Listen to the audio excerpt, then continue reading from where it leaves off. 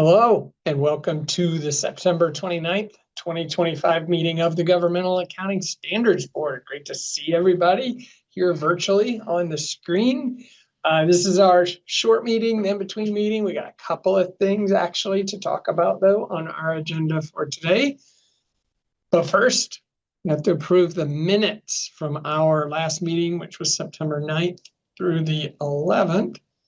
If I don't see anybody that seems to want to discuss them, do I have a motion to approve the minutes? So moved. Yeah, thanks, Diane. Second. Second. Thanks, Jeff. All in favor, say aye. Aye. Aye. Any opposed? Hearing none, minutes are approved, and we're going to go to infrastructure assets. And Scott, I will turn it over to you for to start us off on our papers for infrastructure today. Thank you, Mr. Chair.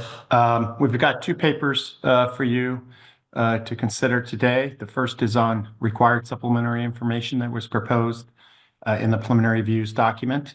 And then the second will be on effective date and transition for a proposed statement.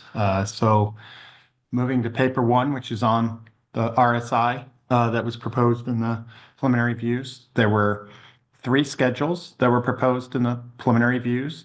The first one was a new schedule of maintenance expense for governments that report infrastructure assets using historical cost net of accumulated depreciation. And the second and third schedules were carryover schedules from Statement 34 that are Statement 34 required for governments that reported infrastructure assets using the modified approach. And then the fourth topic we'll talk about in this paper are notes to those RSI schedules. And so we'll go through each of those four items in order, starting with the new proposed schedule on maintenance expense. It was proposed, and I've alluded to it so far 2 or 3 times as maintenance expense. That's kind of a short term, but it actually required maintenance expense in the estimated amount that governments would have or estimated at the beginning of the year that they needed to keep their, amount of maintenance that they needed to perform on their infrastructure assets. As you could see from the paper, there was a lot of feedback on this topic. And a lot of it was similar to what the board discussed a few weeks ago at its September meeting in relation to whether this should be a proposed note disclosure. Generally, the comments were the same. It was, governments aren't tracking this information at this time at that level. There could be different interpretations as to what is required to be reported, and the information could be costly to provide, as well as there was some feedback that, just providing maintenance expense for 1 year, as the board talked about in September in relation to a disclosure, doesn't necessarily provide context in relation to what is necessary for the government's infrastructure assets. The project staff recognizes those concerns, but they believe an RSI presentation potentially is a different cost benefit analysis. The project staff believes there is additional information potentially to be gained by looking at a historical trend of maintenance expense. And as a result, of that and the feedback that was received most notably from the additional outreach to users in looking at note disclosures and RSI that was performed during the project, and the feedback that was received from that outreach that, maintenance expense was very important to them. Project staff believes that this information should be presented as RSI by governments, at least the maintenance expense component. As you see on the bottom of page 21 in the paper, we acknowledge that, governments aren't, or many governments, I should say, potentially aren't doing assessments as of the beginning of the period as to the estimated amounts that would be necessary. There was a lot of feedback that there's concerns that governments may just put the amount was budgeted which may or may not reflect what is needed, especially in circumstances in which the government is facing financial difficulties. Potentially, they would not budget as much or maintenance is necessary in order to try to save some money, hoping that that lack of maintenance wouldn't result in further large expenses down the road. So the project staff recommends that those cost benefit reasons that governments aren't calculating that estimated amount, that part not be carried forward to the next due process document, but instead just the actual maintenance expense that's being incurred by governments on infrastructure assets that are reported using historical cost net of accumulated depreciation. And with that, I'll turn it over to the board to discuss question 1, which the project staff recommends that maintenance expense be provided for in a 10-year schedule in RSI for governments that report infrastructure assets using historical cost net of accumulated depreciation. Thank you, Scott. Board member responses to question 1. Jeff.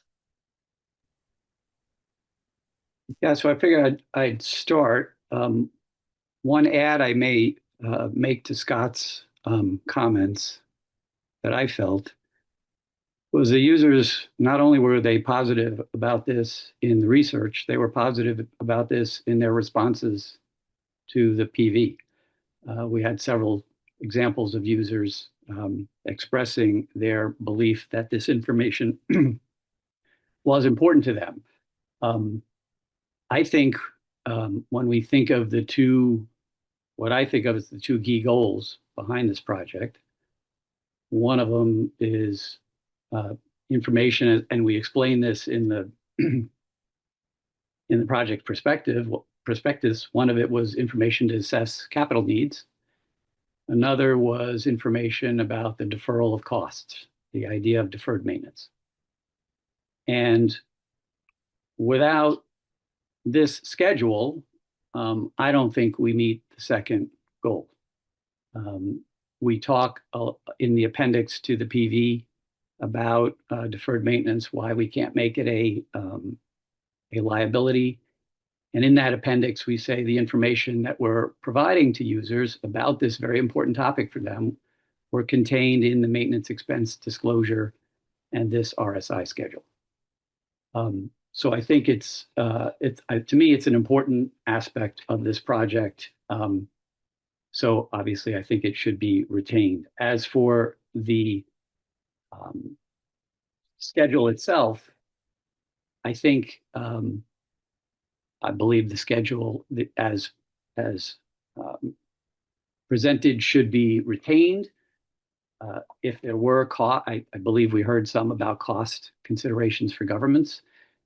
I think if a majority of the board feels this is too costly for governments to provide an estimate, I think we should consider going with a budgeted number to be compared with actual expenses, because for several reasons. First, as staff points out, in a lot of cases, a budgeted number is going to be equal to an estimated number. I think a lot of the feedback we got was stakeholders asking, would it be a budgeted number? So that to me suggests that they find a budgeted number to be less burdensome than the estimate they think we were asking them about what maintenance expenses should be. I think this is a little bit similar to what we did in Statement 103 when we compare budget to actuals. And this would allow users to make these comparisons not only across governments of budgeted numbers and actual expenses, but do these comparisons of trends over time. And this is the information I think the users have been telling us repeatedly that that's the information they need to help with their assessments of deferred maintenance. So I guess that'll summarize my my view. Thanks, Jeff. Chris? So I think there's like 2 components to this, or at least when I was thinking about it, there are 2 components. One, setting aside the piece that some respondents said it was unfair essentially that for the historical cost net of accumulated depreciation, where, we're asking for this additional information and it would be burdensome, et cetera. I think that might depend on a government to government, larger governments versus smaller governments and stuff like that. But I wanted to focus more on, I think it was in this section, some people hit on the intent and assumptions behind it. And the one concern that I have with whether it's budgeted or actual is if organizations would if users would make assumptions based on the numbers and kind of go too far. And for instance, if you have two very similar, widgets that are in a water treatment facility or something or other, and one, the maintenance is a lot higher because the underlying capital asset, the underlying infrastructure asset is at a higher grade. It's the luxury, the higher end model versus the smaller model. Then you get these different numbers. And I guess I just have a concern that you just run with assumptions, because a lot of this has been, well, we won't need to talk to the organization as much if we have this information.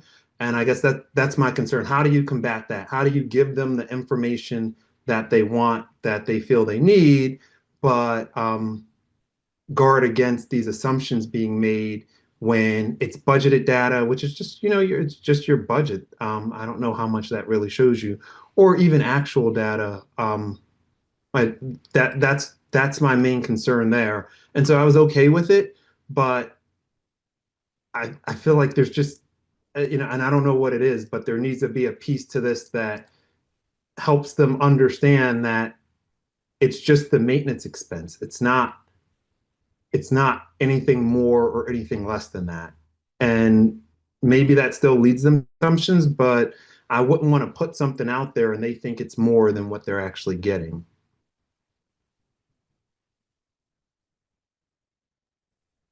Thanks, Chris. Jackie? So I did not support the staff recommendation on this, and primarily because under the note disclosure, I couldn't support the maintenance expense breakout because one, the preparers had indicated that it was going to be a really not easy thing for them to do to arrive at the maintenance expenses in the note disclosure. And yet we're asking for 10 years of that same information, basically an RSI plus the estimated amount. So to me, it was just like the only difference being, well, yeah, it's not falling under the same audit purview under the RSI as it did under the note disclosure, but it's still going to be the same level of difficulty, the same level of complexity. And again, I'm not sure that we're going to get the kind of information that we think we're going to get from it because of the kinds of things that get dumped into the maintenance expense category. They have operating maintenance, they have capital maintenance, they have, we've talked about this the last time too, the difference between preserving the capital asset or maintaining the capital asset versus just their regular operating expenses, which they're not keeping separate. As Chris points out, it's really difficult for them to be able to compare the two governments at all because you don't really know what went into the one government's expense category as opposed to the other, and the kinds of assets they've got that are trying to maintain. So I can't support carrying this RSI forward, just as I could not support carrying it into the note disclosure. Thanks, Jackie. Diane? I agree with both Chris and Jackie and what they've said. In fact, in my response to staff, I mentioned that without context, like what Chris was saying, this could really get confusing and it may not really explain what's going on with the maintenance expenses. I do want to piggyback on the discussion that we had at the last meeting when we talked about what this was going to take for preparers to be able to put this together. And This would also apply to their budget system, as Jackie mentioned, that most of them are not going to break this down either on the expense side or the budget side by networks. They're going to have it all lumped together. So Chris and Jackie have really said it well, and I agree with what they said, and I do not support this. Thanks, Diane. Carolyn. I said I tentatively agreed with the staff recommendation. For me, I kept coming back to the fact that this might be as close as we can get to giving the stakeholders information on deferred maintenance. I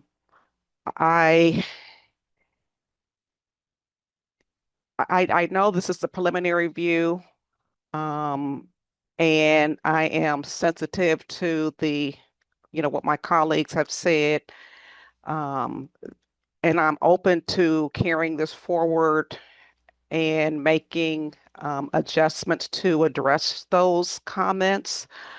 But if we don't carry this forward,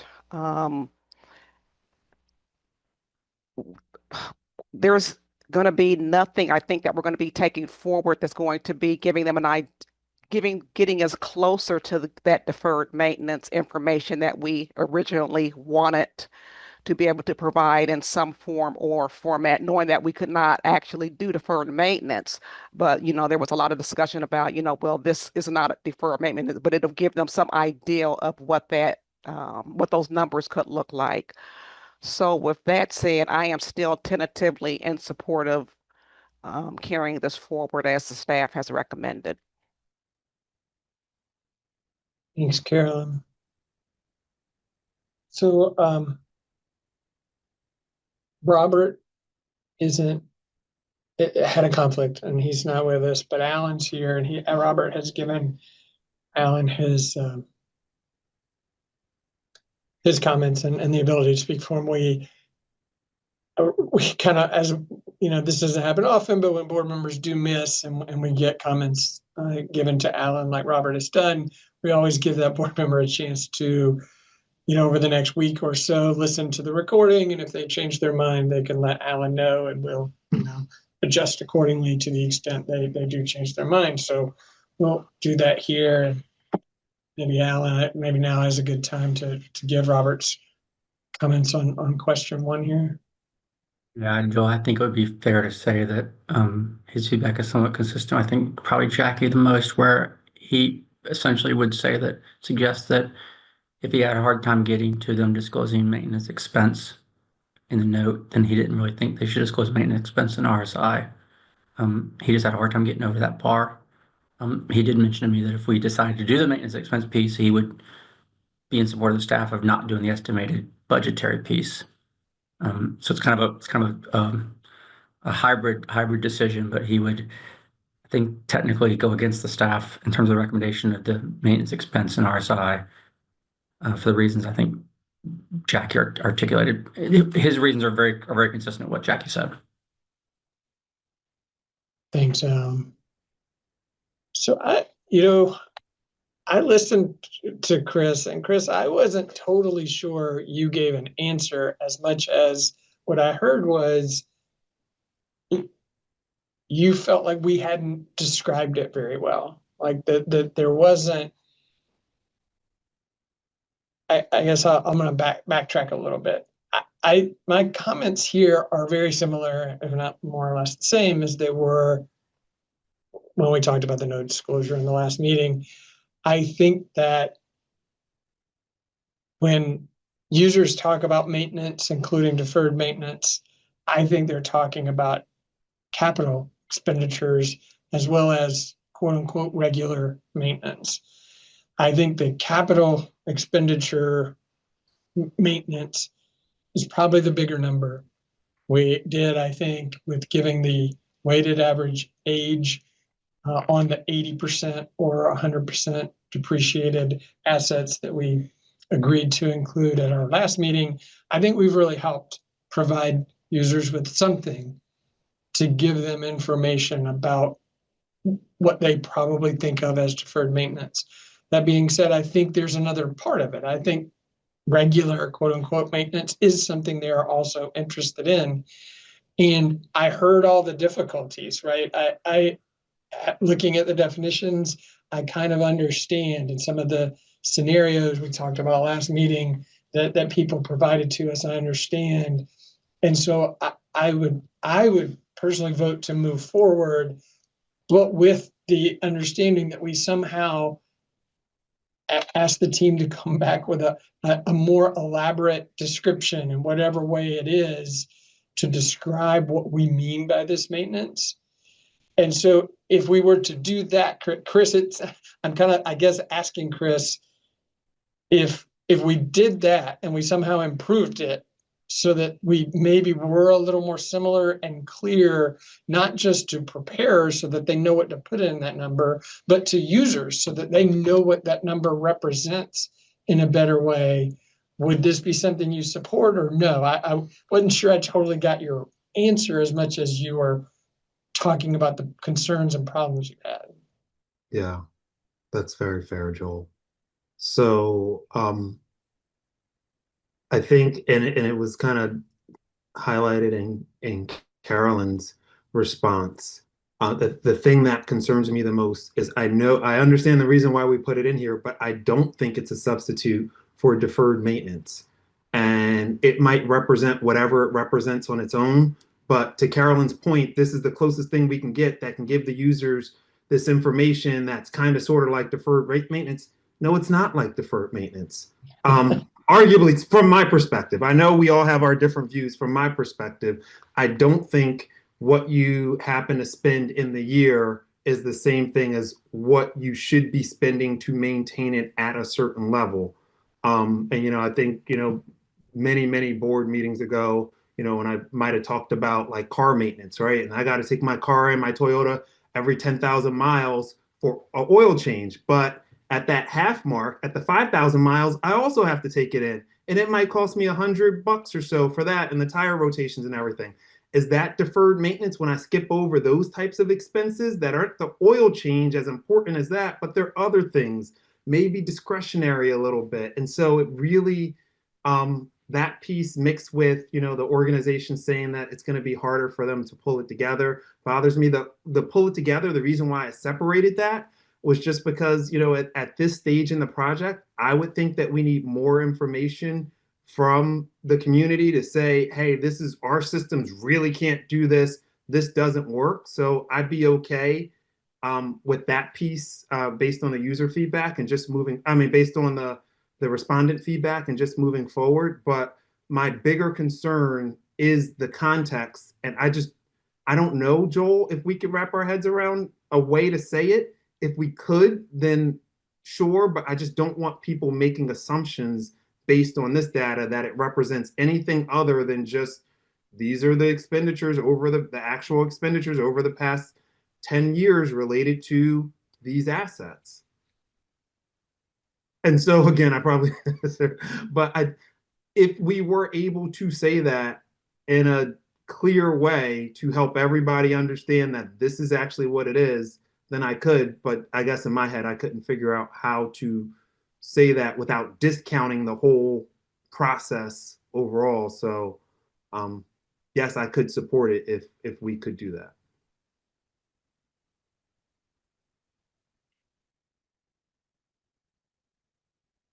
So I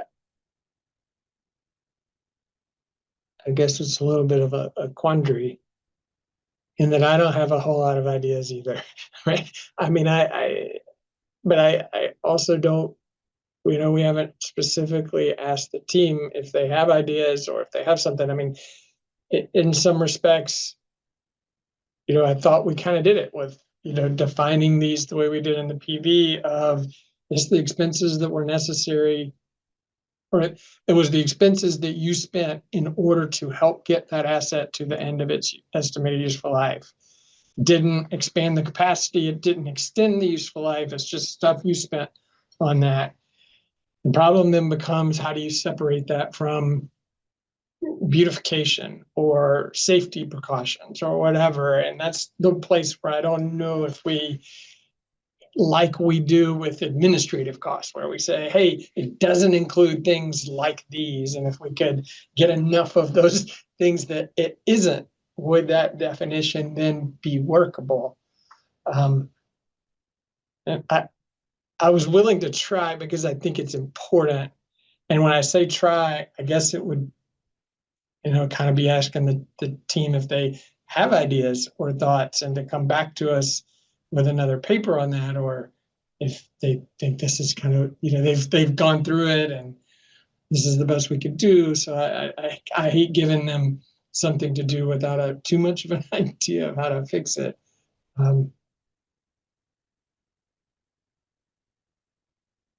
Jeff.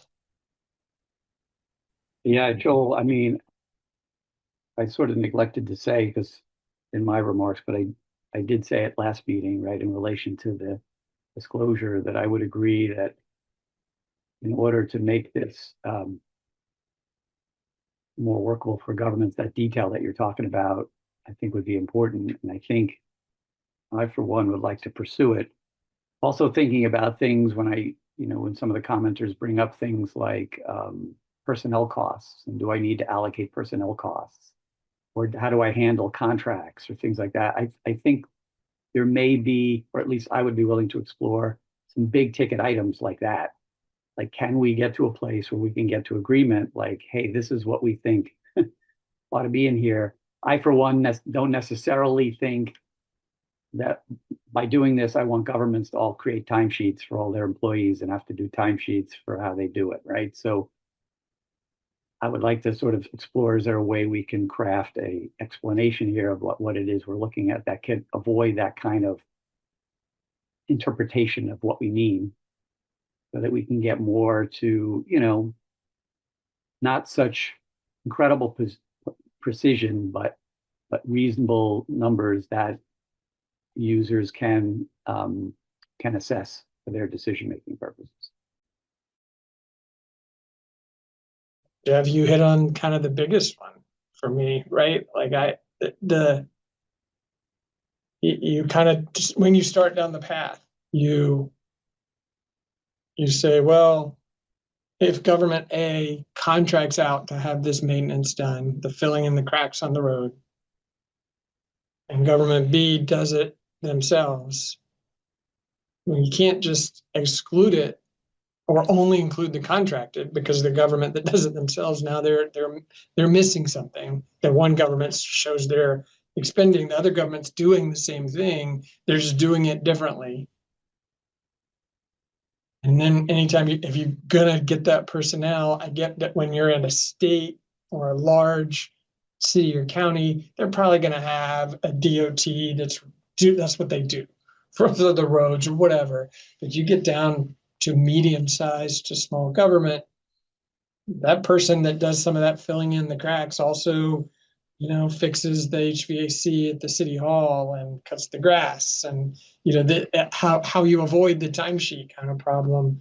Anytime I've thought of it, I just got to start there. I can't get a good answer, and I just start getting worried that maybe there is no easy-ish way to do this. Diane. Well, one of the sticking points for me also is, and I agree with what you're saying, those direct and indirect costs are going to be really hard to tease out.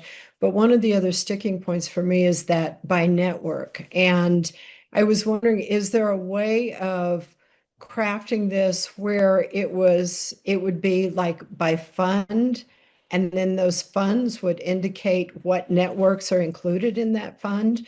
Because the governments, they can come up with those numbers by fund, and they can probably split out what kind of capital expenses they've had. But to split it all out by all of the networks, I think is a lot more difficult. And so that's because I was thinking, well, okay, if it's a water fund and a sewer fund, those are easy. General fund is going to be like roads and things like that. But if you indicate, okay, this includes our roads and communication network, I know it's not the kind of granular detail the users would like, but it would get to something that would not be as difficult for preparers to come up with. And so just a thought.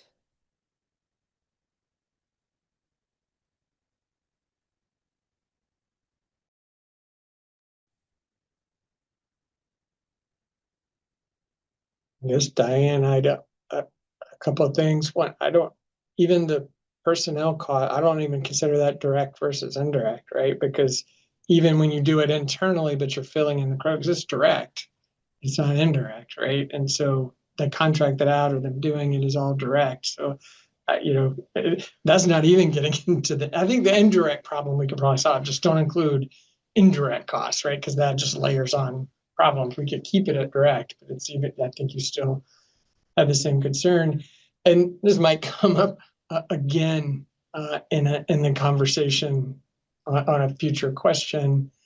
As I have thought about breaking out by network, I think at a state level, there's gonna be work to do, but I think they can do it at a local government level. I think by and large, they're gonna have, if they have two networks, that's probably all they're gonna have. They're gonna have water and sewer, and it's gonna be an enterprise fund, so it's gonna be separated. And the general fund, to the extent it's infrastructure related, I think you could probably combine roads and bridges to a transportation network, and you're kind of done. I think the problem then, though, it becomes what's infrastructure related versus what's non-infrastructure related to their time of buildings and land or whatever else they might be spending their time on. But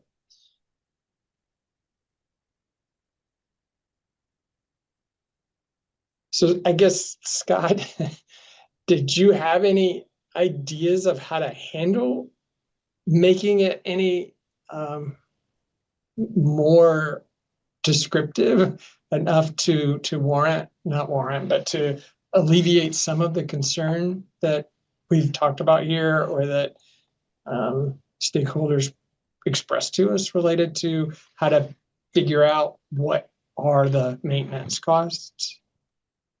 Yeah, unfortunately, the feedback really didn't get that granular as to, if they disagreed, they said they disagreed and didn't capture that information and through the examples that have been discussed so far out, but without giving solutions, generally because they disagreed with providing the information for other reasons as well. The only solutions I can think of, I mean, when we talk about investment related expenses, we have questions and answers and implementation guide as far as circumstances in which to consider to whether include, direct personnel costs as investment expense of costs. And, we obviously could do that by saying if the person performs significant amount of their work, I think is the wording that's used in the question and answer I'm thinking about. If they perform a significant amount of work, it should be included. Otherwise, as you had alluded to earlier, if they are an administrative person, it shouldn't, because it's more of an indirect cost allocation at that point. But, as far as more detail, we had, before the PV, we had done an additional paper trying to come up with, and what we ended up with was the wording in the preliminary views to try to define more than just saying maintenance and preservation like statement 34 did, is basically bringing up some and expanding upon a little bit of the question and answers that are currently in the literature to do the RSI schedule we'll be talking about in a little bit for the modified approach.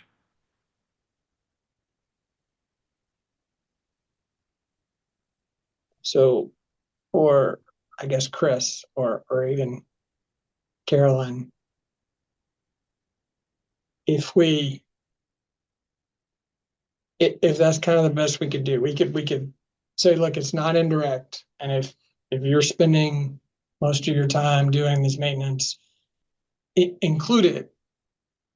But I still think they're gonna have to track something differently to bifurcate infrastructure maintenance time from other capital assets or other operating, whatever, maintenance time. I'm still not totally sure how and maybe we could come up with a description of things that are just about safety or beautification are not included. I don't know, every time I talk about it, I start convincing myself that it's going to be hard. But if we could put words like that, add them in, but that's all we can do. Like, we're not going to get a perfect description. Is that something you'd like to move forward with, or you could be okay moving forward with to an ED? Or if that's kind of the best we can do, it's not getting to where I wanted it to go. So I just don't know if that's enough. I mean, the additional concerns then around, so for my government, right? I know that the engineers in the Department of Transportation that would be responsible for communicating over to their fiscal teams in their department, it's almost like too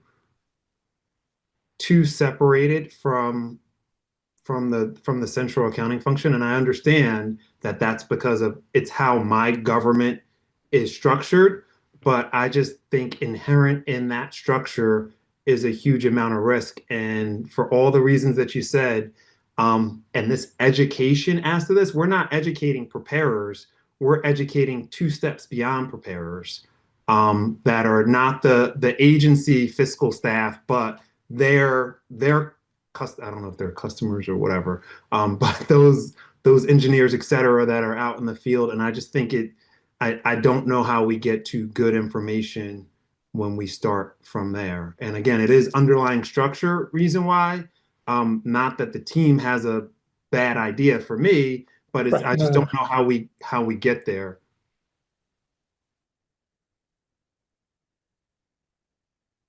Carolyn. Um, I am concerned about the incompatibility of outsourcing versus, doing the maintenance in-house, and how and what level of detail there would be to capture that.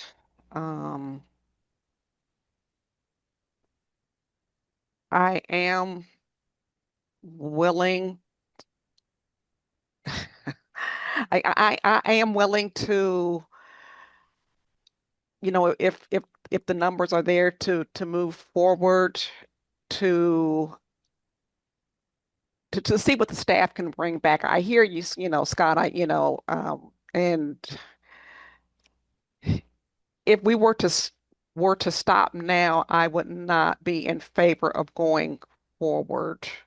But if there is some additional acts or information that can be brought back, I am in support of at least going to the next exposure and hearing more, hearing more from stakeholders, to give them a chance to have input into this. So I'm in support of moving forward to the next exposure. Thanks, Carolyn.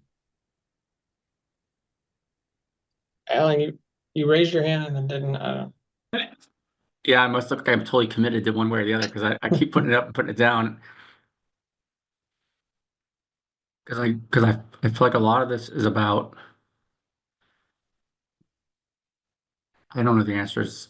So Scott, I'm not going to give you the silver bullet because I don't know it either necessarily, and you know that. But like a lot of this is about when we say cost necessary to get it to its end of its useful life, it's about putting more words about what does that mean, right? And does beautification have anything to do with getting it to its end of useful life? I might say no. The direct indirect thing seems like whether you're doing it directly or indirectly, whether internal people are resurfacing the roads or you've outsourced resurfacing the road, those are both getting it to the end of its useful life. So to me, it doesn't matter which way you pick that, you're still doing that. So to me, it's all about what does it mean to be a cost that helps me get to the end of my useful life. And it's putting words around that. And that might mean the people in the AP department that are paying the bills probably don't count. So I don't need to worry about them. Maybe the beautification doesn't count because it's just making it pretty. And I don't know if that's words or examples or how to approach that. But it feels like that's really what this whole question is about, is what does it mean to get something to an end of its use? What is a cost that gets it to an end of its useful life is a thing we would put more words around. Alan, along with that, though, I think to me, I see a structural difference between reading a contract, right? Not disagreeing with anything you said, but just taking it a step further.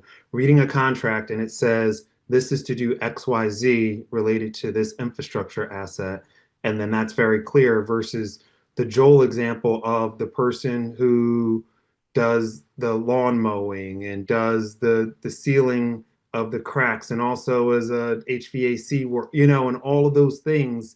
And sometimes in larger governments, there are components of those do-it-all kind of people or offices or whatever. And so how do we still educate them, right? Like them on what they're doing. It's not even like educating ourselves or the preparers or the accounting team. It's like we got to reach out to them and educate them. So, or somebody does so that they know what we're trying to accomplish here. Chris, I wasn't trying to imply otherwise. I was just suggesting, I think on some level, if we were, if you go for the RSI piece, on some level, there's work the government's going to have to do. There's work they're going to have to do. And we haven't got to transition, so I'm not going to go near that. So I'm going to stay away from the transition provision totally. But there probably is work they have to do. I guess my question is, if we believe providing this information has a benefit to it, then maybe that benefit still exceeds some work they've got to do, some level of work they got to do. It's not going to be work less. And I guess, Chris, what I was getting at is if you can clarify what that phrase means, maybe you minimize some amount of work they got to do. Because maybe they can then focus on they don't have to worry about focusing on everything to think about how to accumulate the cost. Maybe it's a smaller population. Like I say, I don't have the silver bullet answer what the words would say. And so my space is a little bit different than that. So if we're able, to your point, to put it into words, then maybe it'll help in making sure that the output and ultimately what we get is consistent or is what we think it means. And that's my biggest concern, because I think right now with what we have, there's too many variations for what that output could be. And that's what concerns me. And Jeff, I'm sorry, my fault. If you don't mind, Jeff, one more thought to him, if that's okay. Sure, that's fine. Because what I'm trying to do, Chris, is see if there's a way to get to that with the idea, if we do it now and find out we still didn't get the words right, we can always ultimately not do it. Right? If we don't do that now and if we don't do that now, like this is the time to figure out if we can get the words right or not and do it. And we can always decide to not ultimately do it. But like this is our shot at that. But I hear what you're saying.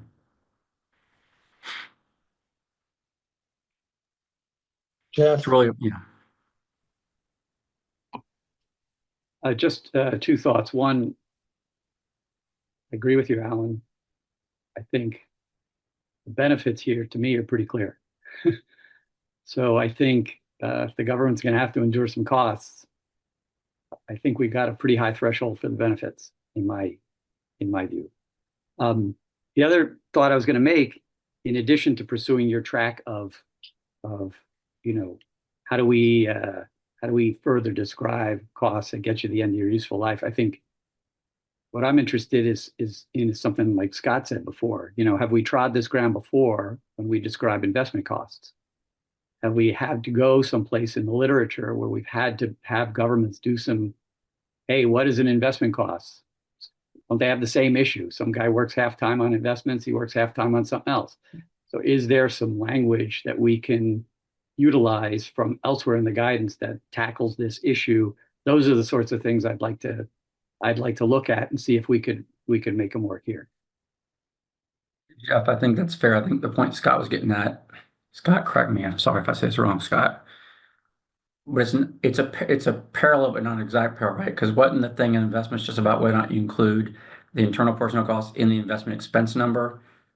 And in this scenario, you have an extra thing. It's about, yes, it's included maintenance, but is it maintenance related to getting it?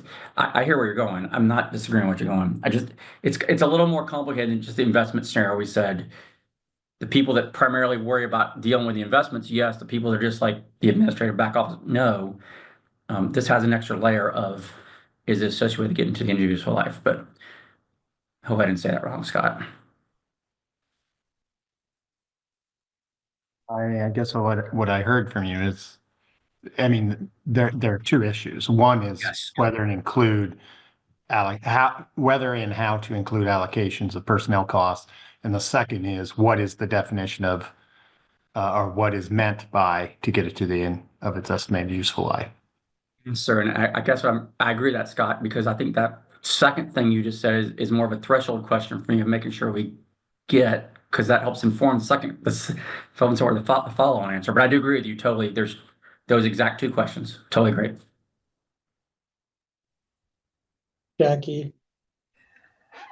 My only comment to what Alan would say, which I agree with him, is that it's a lot more complicated, is we're not only looking at more people being involved in the allocation process than you are with an investment cost. You're looking at dividing it more different ways than you would with an investment cost too, because you have the networks that you're looking at, you have the different functions that you're looking at. You're looking at something that's going to be a lot more complicated than anything we've already looked at when we were asking users to try and split up their costs and define their costs and separate them out. So we can try, but it's not going to lower the cost for the users. And I think the cost for the users is high. And I think you're still going to end up with some of what Chris's concern is, a lack of consistency, because we're not going to be able to fine tune it enough to make things as comparable as we would like them to be.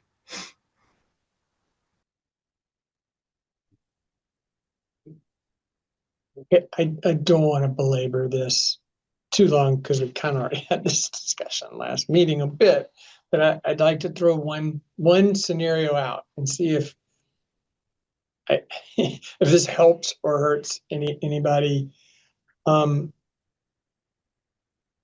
Given what Alan just talked about, right, that it's costs incurred, expenses incurred to get this asset to the end of its useful life, but then we layer in, hey, things that are just beautification or safety or whatever are excluded.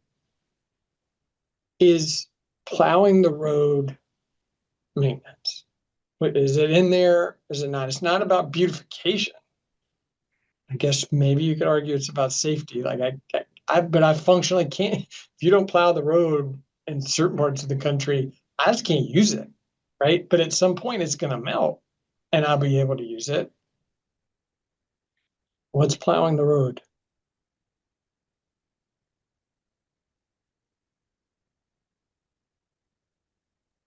That has nothing to do to getting it to the end of its useful life, right, Joel? I mean, I think that's just complicating the matter, right? If we truly believe, right, that the costs here are costs that get you to the end of your useful life, then you don't care about stuff like safety. That obviously has its importance. Obviously, I'm not discrediting that, right? But it would not fall into this getting the asset to the end of its useful life. It would not get into the concern, right, that what the users that are concerned about deferred maintenance are getting at is that you're not incurring the costs that are going to get you to the end of your useful life. So I'm looking at your 30-year useful life schedule, and it's not a 30-year useful life schedule because you're only spending enough money to get this thing to year 20, right? That's what the users want to figure out. And so whether it plows or doesn't plow, right, is I don't think that's the concern that they have with regards to that. Chris? So I disagree with Jeff's point. It's a road and it has to be used by the public. So you take those people in Buffalo. Every year when I watch football, I see that they're paying people $20 per person to shovel out the football team and to shovel out the stadium and to push those plows through. If they get so much snow in certain places that you couldn't use the roads, they wouldn't be operable. And so if they're no longer operable, how is that not maintaining them in a way that they could provide a service to, to the citizens, right? So if 4 months out of the year you can't use your roads, I'd argue unless you plow them, there might be a strong case that it's not just safety and that it is for the actual usage of the road, right? Jackie. So I'll make the other argument, right? If I don't plow the roads and I don't salt the roads, it adds to my life of my road because nobody's using it. So, you can go both ways, but the infrastructure there is to provide a public service, right? So the arguments that are being made by Joel and Chris make perfect sense from that perspective. But if we're talking about the useful life, then the argument, if they never use it, it's going to last a heck of a lot longer. So I don't think it's as clear cut. Obviously, when we can make two arguments for either including it or not including it. Alan. To a certain extent, I think this is a great topic of conversation, but to a certain extent, that's where the crux of this is, right? Being able to use it is not the same as getting it to its end of its useful life. Like, right? It might have a lot of snow on it, you can't use it, but that doesn't change the fact that it's a 40-year road. And so I worry we can conflate usage with making the road be a 40-year road. And I think those are two different topics. And beautification be the same way. There's nothing about beautification that helps it that does or doesn't help it get to the road be a 40-year road. You mow the right way or not. Well, okay. So but I do think we're getting back to like the first of when Scott a minute ago, that's the threshold question for me is, are we just focused on getting it to its end of useful life? And we can clarify, these are the things that help you do that, and this is it. Therefore it's a smaller subset, Chris. You're not have to chase as much stuff. And therefore that's what we want. Or is it a bigger notion? Because I'm not sure plowing this road, well, something to think about, at least. It's a question. Right. I mean, it is, depends on how you look at it, right? Is it present service capacity? That's what makes it an asset. Right. And you're limiting its service capacity. Also, but if it's something about its service capacity, some infrastructure, they're fine beginning to end until they're just not usable. Others, it diminishes over time, right? And so I had a lot of service capacity at the beginning, and then as time goes on, it kind of wears out. Now, it still has service capacity, but it's not quite as much service capacity. Now, does the snow on the road affect that? Well, some cars can use it, some trucks can use it, but the cars can't. I don't know. It just, every time I want to provide this information, and every time I talk about it and try to figure out the solution, I wrap myself up into worrying it's not achievable, I guess.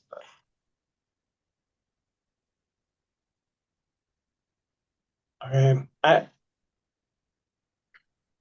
Having just said all that, and exposure drafts aren't trial balloons, right? But there is a little something to, if it's gone here, it's just gone. Pretty much, unless we went to re-expose because we decided to add it back, but I just can't imagine us doing that. Versus we could put some words in like the ones we're talking about and see what kind of response we get as to whether governments feel like they can do that or not. I feel like I kind of know the answer to that, but It's can they do it? And if they can't do it, and it's going to cost them effort to do it, how much cost and effort is it going to take them to do it?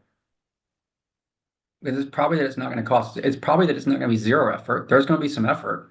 certainly. It's really going to come down to is whatever effort costs they incur more than the benefit the users are going to get from getting the information. And so part of me would say try to refine the definition and then get an understanding from them about what that's going to take. And I think a little bit of it is also refining that description so that the users understand what it is. Yeah, that's fair. To tell us if it's useful or not, or how does it compare to the capital part, and are they gonna use it, I won't say appropriately, but do they understand it enough that they're going to, when they say they're gonna use it, they're using it the way that makes sense given what it is and what it isn't?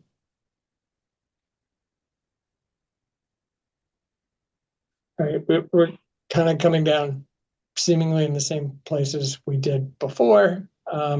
Chris was the one that's in between, Chris. Like, where are you right now, Chris? More so on the Diane and Jackie and on that side.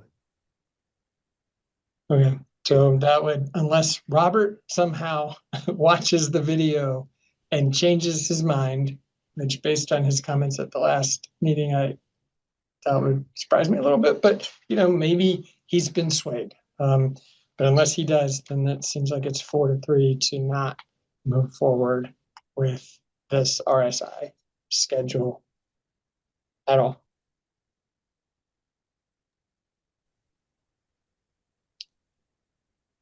All right. I don't see anybody raising their hand to have any more discussion, Scott. So I think we can keep going with the paper. The next schedule we'll talk about is currently required by paragraph 132A of statement 34, and it's to provide the assessed condition performed at least every 3 years. And this is the one change from statement 34. Instead of being at least the three most recent complete condition assessments, the preliminary views limited to the 3 most recent condition assessments and providing the dates of those assessments. As I said, this generally is the same, disclosure, except for that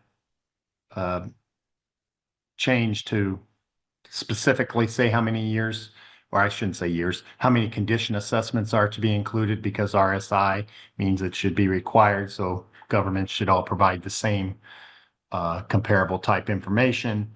There wasn't a lot of feedback, except for some feedback as far as the number of condition assessments to include, which we'll talk about as well in the next question. The project staff, as we talked about leading up to the preliminary views, we chose to change from the at least 3 most recent condition assessments to those 3 condition assessments, because generally governments do the minimum condition assessments, and that is at every 3 years, and that would cover a 9-year time frame, which is similar to most of the board's other current schedules in RSI of 10 years to give a long enough period of time to provide some sort of historical, operational, or economic context. And so the project staff is recommending carrying forward this schedule as proposed in the preliminary views. Thanks, Scott. Board member responses to question 2. Diane. Okay, so I'm going to channel Jeff here.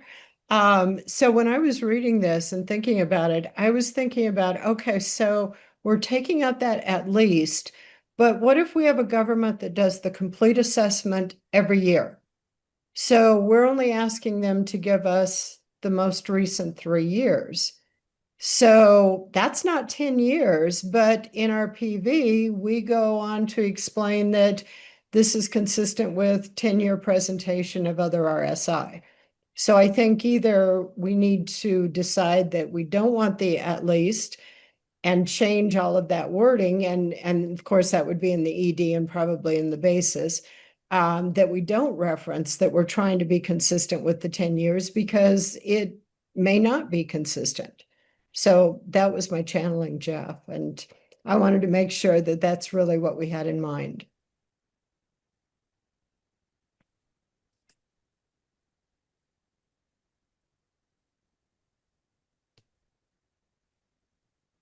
Thanks, Diane. And Scott, I think the saying it was similar to the 10 years was going on the information that I think we have, that most governments that do this do it on a 3-year cycle. They don't do it all in 1 year, the way Diane described it.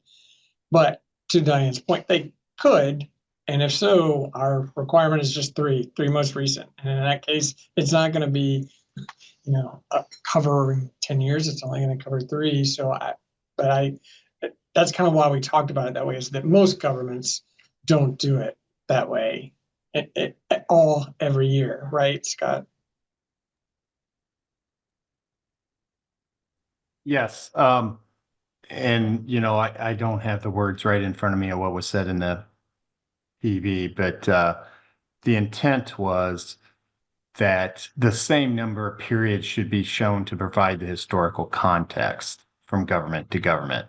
And so that means that if you say at least three, one government giving three, one government giving four, one government giving five, no matter what the time periods against those condition assessments are, is providing a little bit different information. The intent of the 10-year was, as you just said, Joel, is that generally if the governments do perform those condition assessments only at the minimum requirements of every 3 years, that is associated with that. But it's more of a two-step approach, is that the same amount of information should be provided for each year, with the understanding that the governments that do annual or biannual condition assessments, the time frame in between obviously is less. So that's what I wanted to make sure. We are good with a government who would choose to do it every year, only reporting 3 years, and I understand how we came up with the 10 years and the 9 years, and that's the max, and that's what most governments are going to use. But I was wondering, should we be leaving in that at least? So if a government does it more frequently, they're going to reflect it over 10 years instead of, okay, we're only going to give you the last 3 years. What I'm hearing, Diane, is not at least, it's the amount of information to cover a 10-year period is what you're looking at. Or That's I should what say, I'm asking. Yeah. provide all the condition assessments that were done within the last 10 years. And that's what I'm asking. If that's what we're wanting, or are we good with some governments only providing 3 years? They could provide the least amount being 3 years, and most, of course, will provide over 9 years. But I just wanted to make sure in removing that at least, that's what we're looking for. And the PV got no feedback on that. The only feedback was either requesting, as we talked about several months ago in the requirements use modified approach, that the feedback was generally they wanted the annual assessments rather than the allowance for triennial.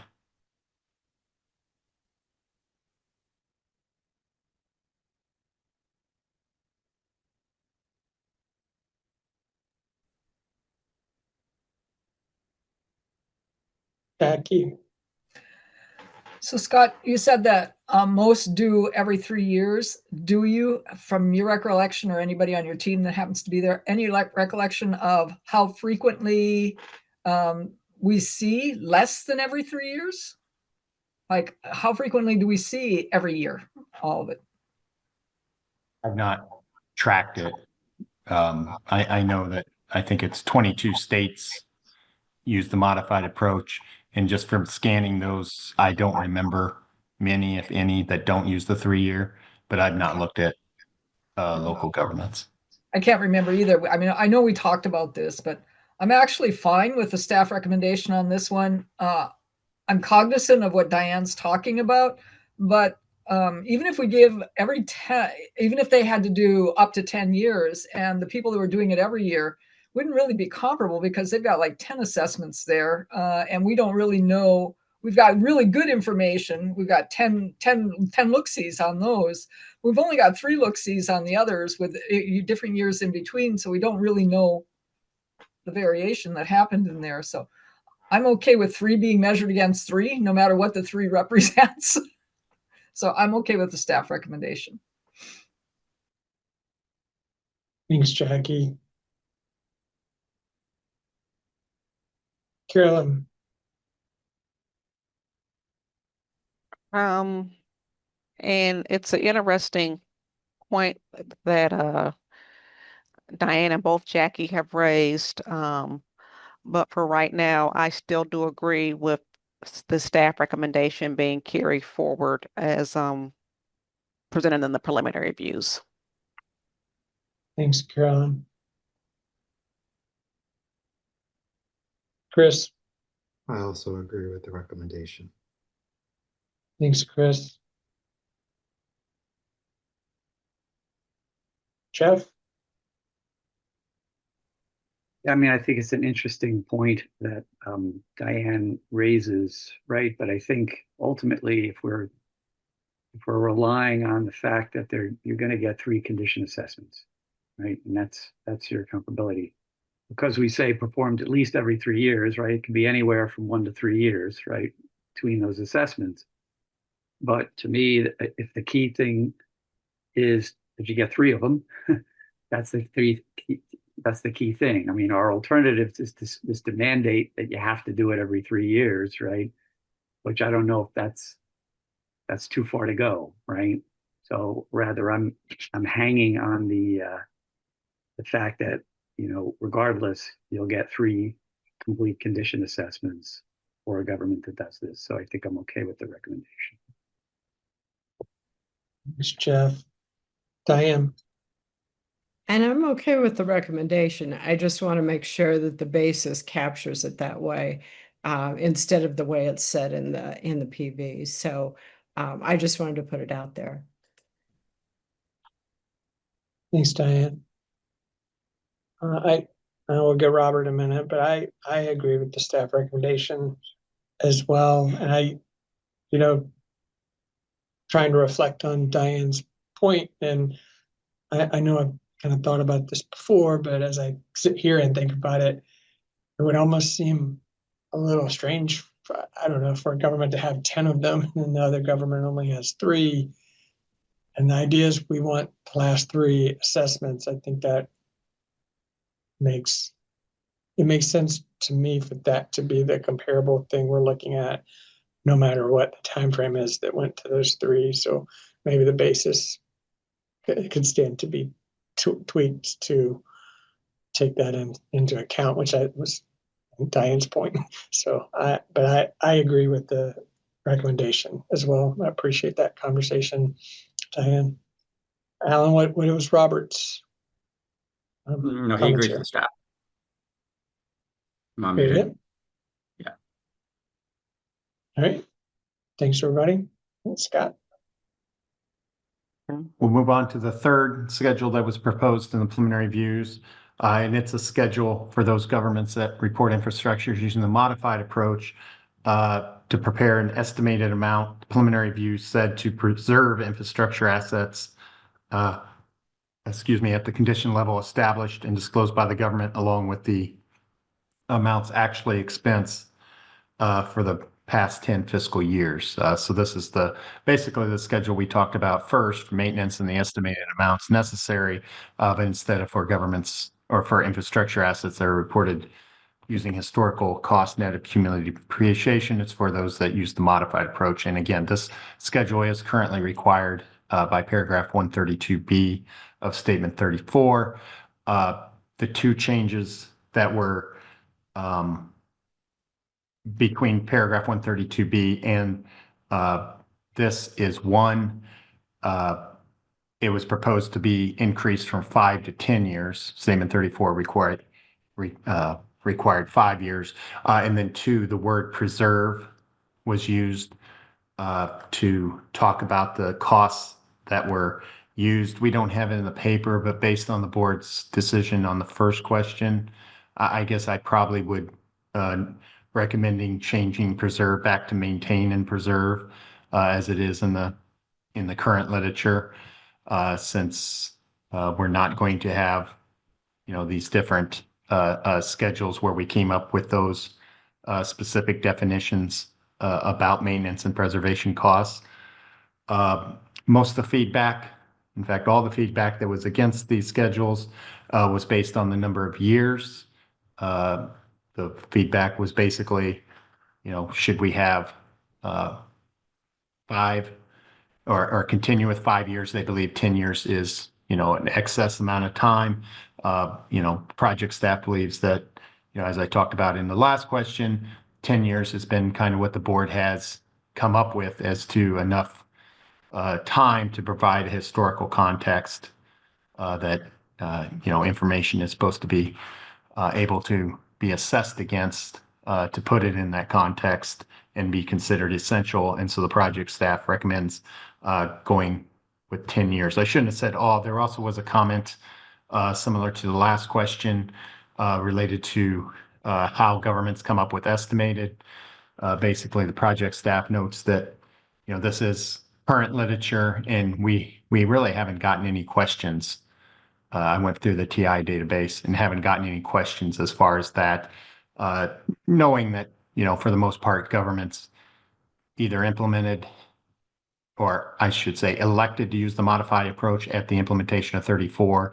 Not a lot switched to it between now and then. And so those governments likely already knew what they were expected to come up with as far as what was estimated.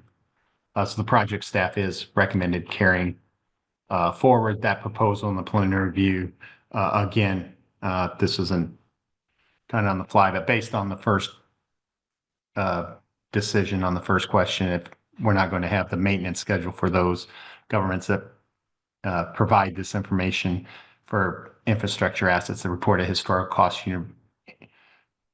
cost net of accumulated depreciation, probably would change the wording back to how it is currently, except for, again, the 10-year requirement. So with that, I'll open up for board discussion. Thanks, Scott. And I appreciate the note about preserve and maintain. The only reason we always assumed preservation cost as described here, subsumed maintenance in the way the wording used to be. But in order to distinguish preservation and maintenance between modified approach, or if you were using historical cost with accumulated depreciation, we separated them. And since we're not now moving forward with any of those maintenance costs on the depreciable infrastructure, I agree. I appreciate you noting that, and I agree with putting the language for preserve and maintain back to what it is currently. So I agree with this recommendation, and including taking it to 10 years. I think when you're talking about long-lived assets, and the entities that have done this it's just rolling off at this point. They have the years back. They're just going to bring forward their old amounts that they've already included in past RSI schedules. So I don't think going to 10 years is costly for those governments. And I think long-lived assets, maintenance, thinking about deferred maintenance or preservation, I guess in this case, I think it's worthwhile to see that kind of pretty long history for users to have context of what a government is doing or not related to those infrastructure assets. So I agree with the recommendation.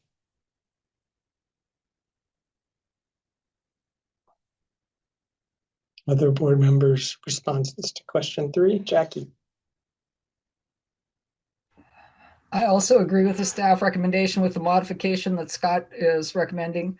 Like Joel, I don't think this is going to be that heavy of a lift because they've already got the information. For most part, they've been doing it since the beginning of 34. So all they're going to do is just roll forward the information into the 10-year schedule. So I don't see that as a heavy lift for them. And making the modification that you suggested, Scott, makes perfect sense to me based on the decisions we've already made. So I support the staff recommendation with the modification suggested. Thanks, Jackie. Carolyn. And I also agree with the staff recommendation. My only kind of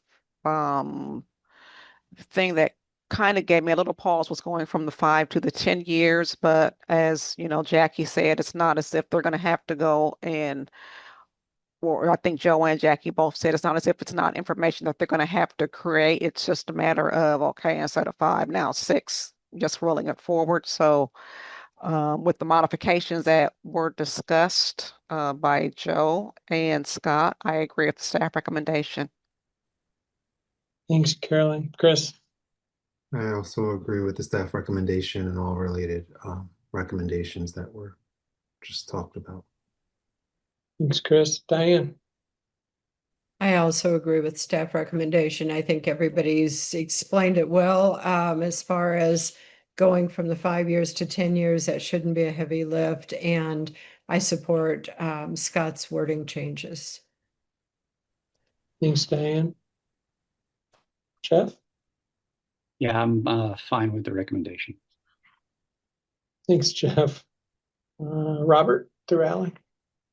I can't speak to the change because obviously he wouldn't know about it, but right. he agreed with the recommendation. Obviously, it's subject to change. Sure. Sounds good. All right. Thanks, everybody. Scott? Thanks.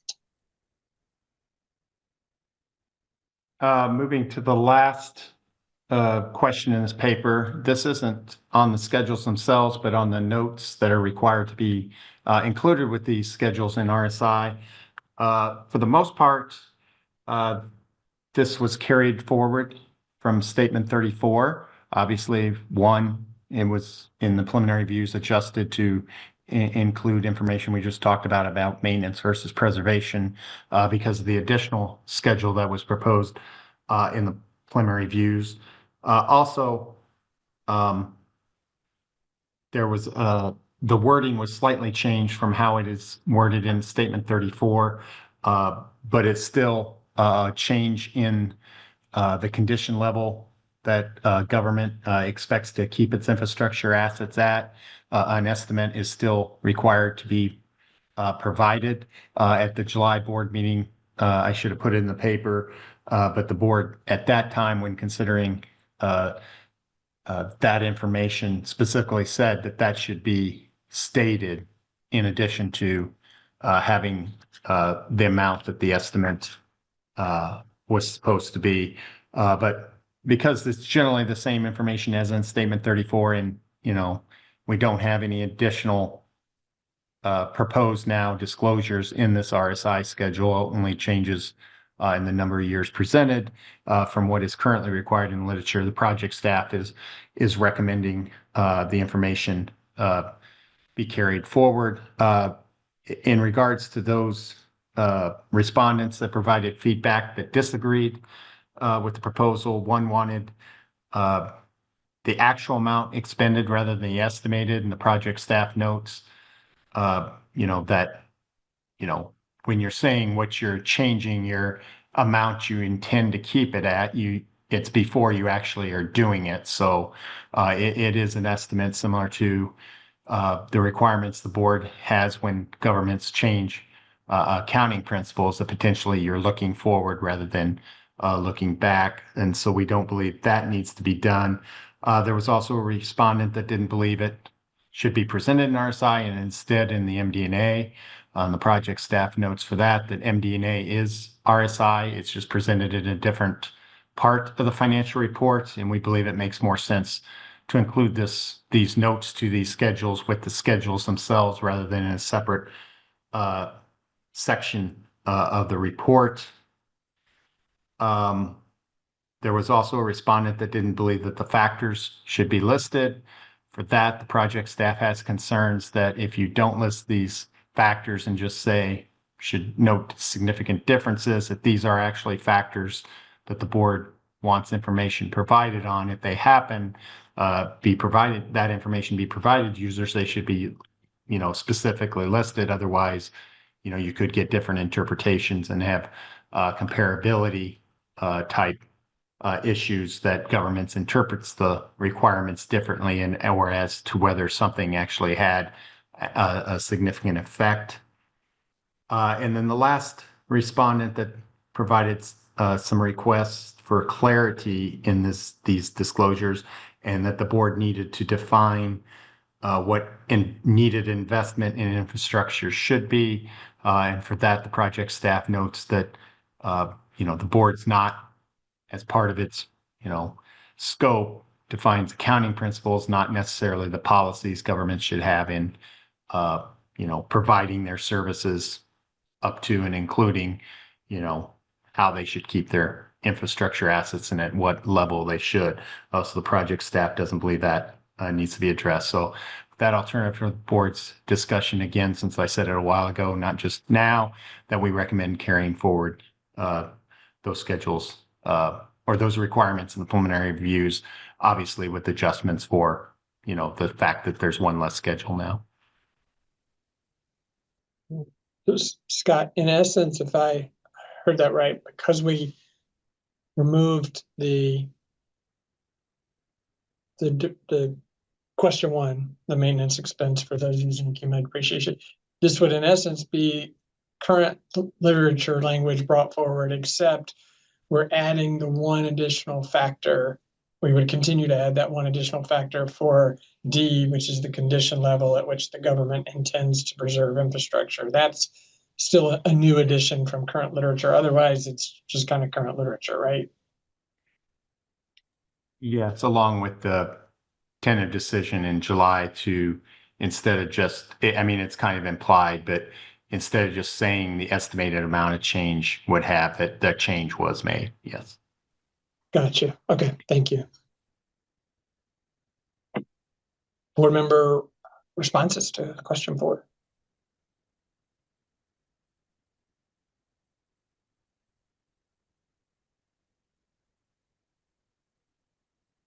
Jackie. Okay, I think I'm okay with the staff recommendation with all those things that we just talked about changing on it. Because we did make some changes in July. We did make a change as a result of question 1. So with all of that, the basic idea behind carrying forward what was in the preliminary reviews with the modifications we've made, I support that. Thanks, Jackie. Chris. I also agreed with the staff recommendation. Thanks, Chris. Diane. I agree with the staff recommendation, and I had made the exception about the first question, and so that's off the table. So I won't make that exception, but I agree, and with all of the changes that Scott noted. Thanks, Diane. Carolyn. And I also agree with the staff recommendation with the modifications that Scott has noted. Thanks, Carolyn.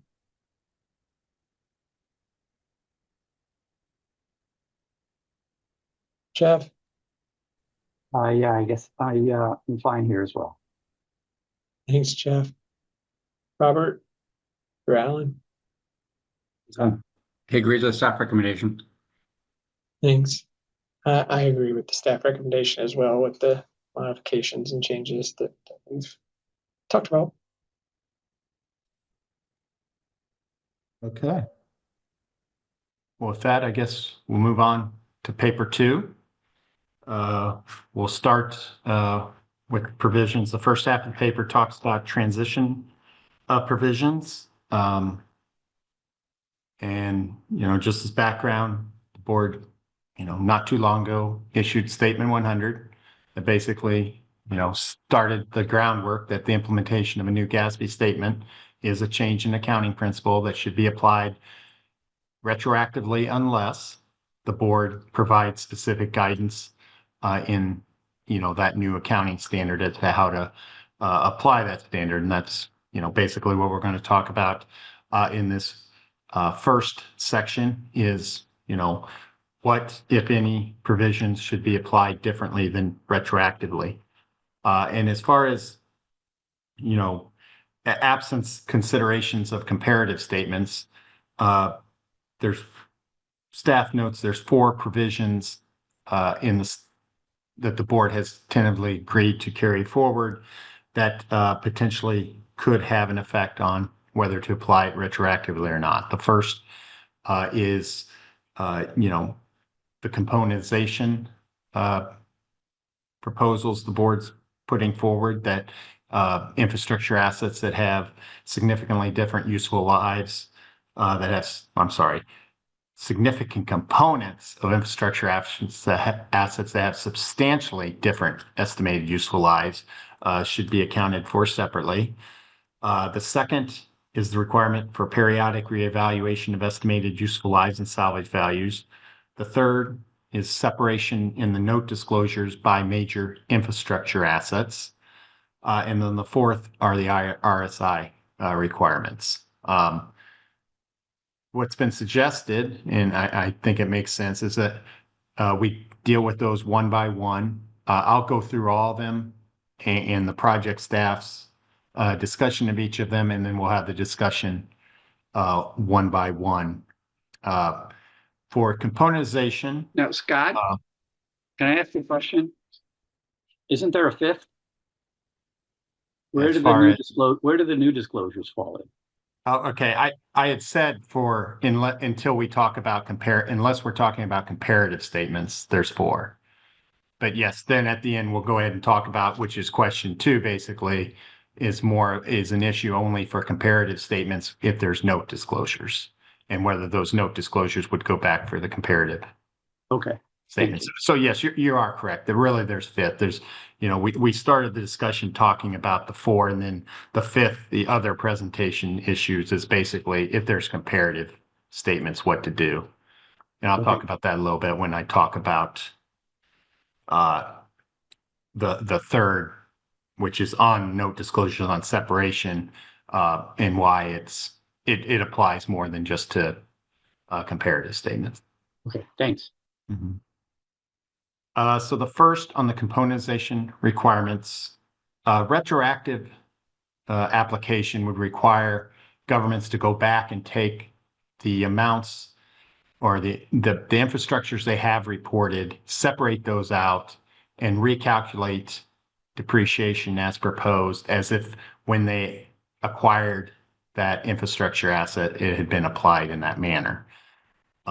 Prospective would say, in the current period, basically governments would treat that change, breaking out those components differently as equivalent to a change in accounting estimate, and account for the differences in the current period. That basically, if there was amounts remaining on those components that were differently, generally what it would be, however, is to use depreciation expense at a faster rate, because generally those components obviously would be a lesser estimated useful life. And we have some examples in the paper how the differences in the calculations could be considered between those two ways. Because of the feedback on the costs and things of that nature, staff also put in there that an option the board could consider is that the provision only apply to new infrastructure assets acquired after the date of implementation. And so only you wouldn't, in year 1, do the calculation for infrastructure assets already acquired. You would continue to depreciate at the rate that was being done prior to the implementation of this statement. Instead, you would only apply it to newly purchased assets. The first and the second require similar amounts of work. It's basically what periods the differences would be attributed to. As you can see from the examples, there'd be a little bit difference in how those periods are come up with, but generally it would require about the same amount of work, with the major difference being that the second option, doing it prospectively, you wouldn't do a restatement to the financial statements. And the project staff believes that prospective makes more sense than retroactive because, estimated useful lives are, in the project staff's view, an estimate, and generally changes in estimate by statement 100 are considered to be accounted for prospectively. The third option I talked about, applying it to new assets, that is, again, an option. The concern the staff has there is it would be several years before there'd be significant effects shown by implementing, and that is all the infrastructure assets currently being reported wouldn't show the effects of this and would continue to depreciate those amounts differently. It would just basically be, obviously a small effect would be in the first year for any of those new assets that were acquired and considered to be a different estimated useful life. In the second year, you would grow, and obviously 30, 40 years down the road, you'd get to the same place. Either way, again, it's a timing, but again, project staff would recommend the prospective application for the componentization provisions. The second provision, periodic reevaluation of estimated useful lives, similar to the previous discussion. The project staff believes this is again a change in estimate. We think that it should be similar to a change in estimate, and so we would propose that it be done prospectively, and that the government in the year of implementation starts their estimated useful lives potentially being different going forward. The third was the note disclosure, separation by major network. Generally, note disclosures, unless there are comparative statements that just provide a balance or a policy, transition provisions don't come into play because you're just showing the end of the year balance and things of that nature. However, any note disclosure that also applies to a beginning of the year amount, such as the note disclosure required for all capital assets, including infrastructure assets, where you do the beginning of the year balance, your acquisitions during the year, your dispositions, and then your end of the year balance. You wouldn't be able to do that information unless you retroactively applied the standard. And for that reason, the project staff does believe that for that note disclosure on the separation by major network, that be applied retroactively, so that schedule of changes in the capital asset balances, including infrastructure assets by network, is reflected in the first period at the beginning of the year in that note disclosure. And then fourth, RSI, we've talked about this already. The board's changes today, in your discussion, you may want to consider the project staff has proposed that this be proposed to be done prospectively, in that if as information is acquired for additional years to be presented, it be added in those future years. Because of the fact that the board is not requiring the maintenance schedule for those governments that report infrastructure assets using historical cost net of cumulative depreciation, meaning that the only change in additional years that are being asked for, or for those governments that are report infrastructure assets using the modified approach, retroactive application in this, if that's the only change to RSI, may make sense because, again, not a lot of governments have changed between the methodologies, and that information theoretically could be available. But the project staff, when we did this, we were estimating the maintenance as well, and we wanted to provide it. I would say I think our recommendation would still be to do it prospectively and add those periods in case there are governments in the meantime that didn't provide such information. The wording we've used in the past is as that information becomes available, and therefore we could, have it prospective and say as information becomes available, and then use a question and answer, say, or in the basis as well, say, if you previously had reported this way, that information is available and you should, complete the 10-year schedule. And so that's the four basic ways that retroactively on one-year statements. And then there's also, as Jeff kind of alluded to, if there is comparative information required, the consideration would be, do you want the governments to go back and provide that information for the prior year presented as well? Retroactive application would require that. Generally, that's what's done with comparative statements, but the board has in the past required certain disclosures and things of that nature only to be for the most recent year, because of some of the concerns that respondents to the exposure draft had expressed. with the provisions of the 80%, which is basically the only other disclosure that's being proposed now with an amount in it. And so that's the disclosure that you'd have to consider end of the year, whether you wanted the same thing at the prior year.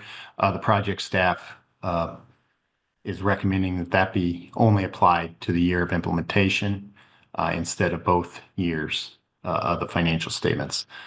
So with that, I'll go back and we'll talk about and allow the board discuss each of these individually. To basically recap, though, the project staff is recommending that except for the note disclosure that requires information to be separated for infrastructure assets by major network, that the standard be applied prospectively, with that provision being applied retroactively. And then for the second question, as far as comparative statements, that the information only be provided for the year of implementation and not for prior years. So the first of those was componentization, and I'll open up for the board discussion on that. Thanks, Scott. So board member comments on retroactive or prospective, and also kind of depends on how you look at prospective, maybe, on the componentization requirement.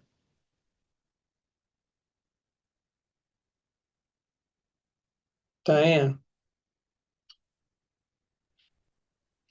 So I believe that this should be applied only to components of infrastructure assets placed into service after the implementation date. And I think that's what we were hearing from stakeholders when they responded to the componentization.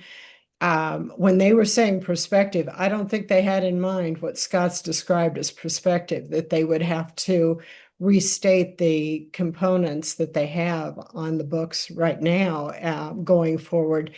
And in talking to people at the county level that I know, they've indicated they don't even have this information to go back and restate it. So I do not believe most governments would have the information available.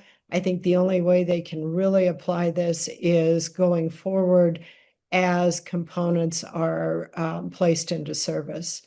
And so I think that's the way it should be implemented. Thanks, Diane.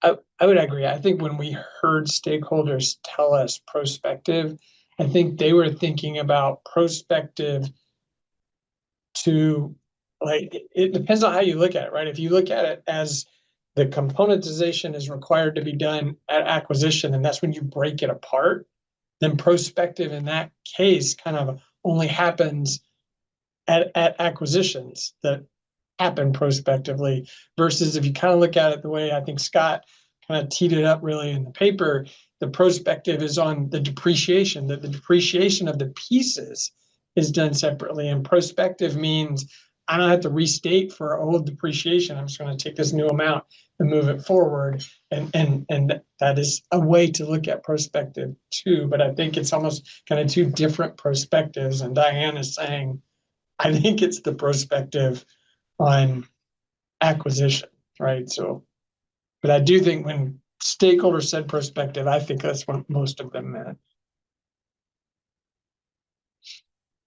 Other board member responses? Chris? Yeah, I agree with Diane's recommendation.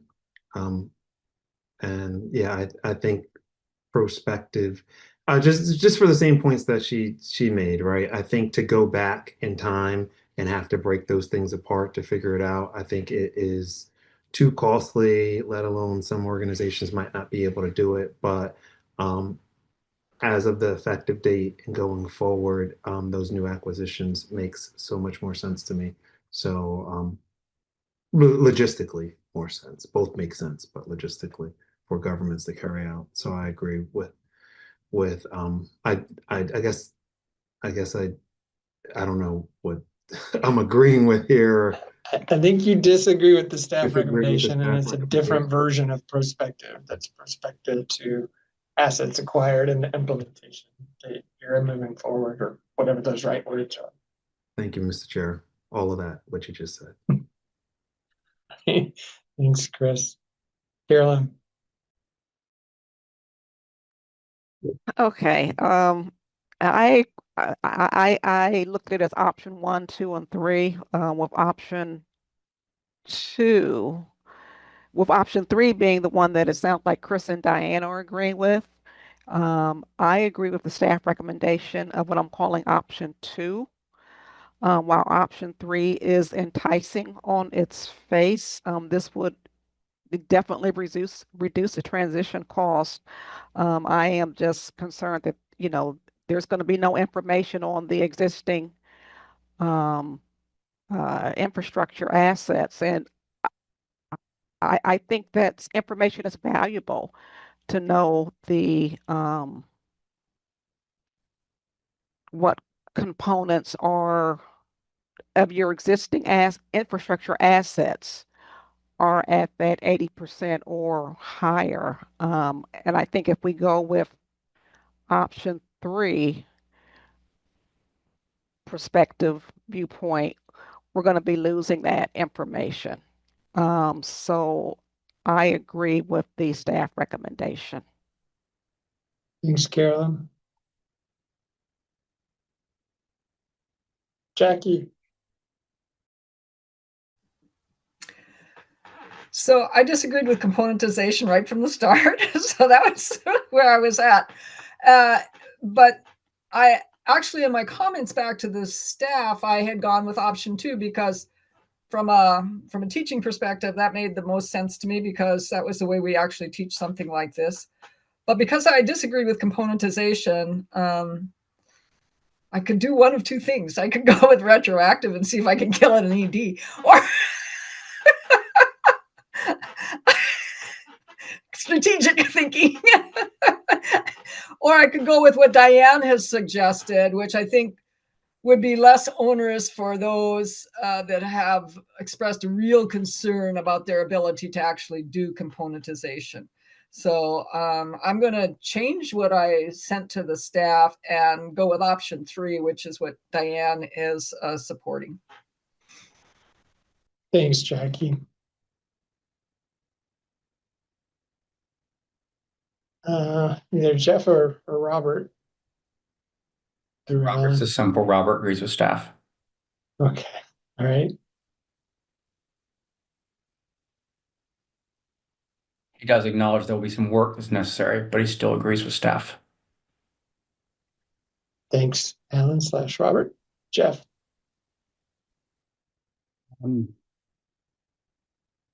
Yeah, I guess we're talking about this.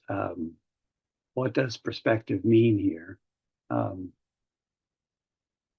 I would not be in support of a implementation period of 50 to 60 years, which is what we would yield by virtue of going with the third option, because assets will be on the books for these governments for a long, long time before you have enough turnover actually make componentization work. So I would not be in support of that. I think, in the comparison of the first perspective option, I'm trying to be sensitive to the cost concerns of governments. And so I think that's a way to be sensitive to them while still at least sooner getting this information that we consider valuable into the hands of users. So I would support option 2. I would have the question how we would explain this in the actual document, right? So that if we say, yeah, applied prospectively, I think it could be interpreted as the third option. So I think we would have to say, if that's depending on how we come out, that we would have to explain what perspective is if we go with option 2, so they couldn't be misinterpreted with option 3.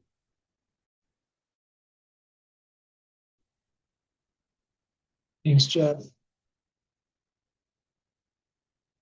So I've been a proponent of componentization from the beginning. I agree with, to an extent, what Jeff and Carolyn both talked about, that the benefits of the standard, and the staff pointed out, the benefits of this change are going to take a while to be felt if we went with kind of option 3, I guess, right? Including in the 80%, as Carolyn pointed out, disclosure. I think there's still some, even if we went with option 3, there's still some benefit to the fact that we're requiring componentization moving forward. I think as one of the benefits of requiring componentization is that, you know, it's not just that the costs aren't being applied necessarily in the best period or most representational period. It's also that governments at times are double counting these components of the assets. For example, they put the whole road on, including the surface, depreciated over 50 years or whatever, and then when they resurface the road, they capitalize that too without taking any part of the old one off and, you know, depreciating that over 5 years or whatever it might be. I think understanding this componentization moving forward will reduce almost immediately any double counting that would be happening moving forward. So while I agree some of the benefits are going to take a long time to get into place, I do think we'll see some benefit, more than just marginal benefits, even immediately, by kind of an acknowledgement of the componentization and that governments won't be double counting moving forward. And I just don't see a difference of any real substance in the cost. I think that if they have to go back and break out historical cost in this way in order to better calculate this depreciation, even though they don't have to retroactively do the depreciation part 2, I think 95% of the cost is still there. And when I weigh the benefits and the cost, I kind of come down with this option 3 that Diane first kind of talked about. It was laid out in the paper, and would apply it prospectively to infrastructure assets acquired in the year of implementation and moving forward. And so, you know, seems like that's 4-3. That's what we would do. And I think that it does bring up, as Jeff points out, as we talk about the word prospectively, I think we have to be clear as we talk about some of these that we're going to come up and talk about. One is some might be prospective to assets acquired in the year of implementation moving forward, and some is prospective but applied to all the assets in service at that point in time. And I think those are 2 different prospectives that we're going to have to be clear about in the language that we eventually come up with. So Scott, which one was next? Did you want to do the next was that setup was reevaluation, the other recognition and measurement provision. okay, the estimated useful life? Yeah, the reevaluation of the estimated useful lives and salvage values. Yeah, I probably just said estimated useful lives before, but obviously it's salvage values as well. And you know, I can't remember if I noted this before, but theoretically this is current GAAP because it isn't a question and answer for all capital assets. You know, so as a result, project staff would recommend, especially since the result of an evaluation, as I said before, is a change in estimate and would be done prospectively, that we would recommend this be done prospectively as well. That, in order to be clear, it's prospectively to all assets in service during the implementation year, which effectively means continue to apply GAAP, which is a prospective accounting if you have these changes.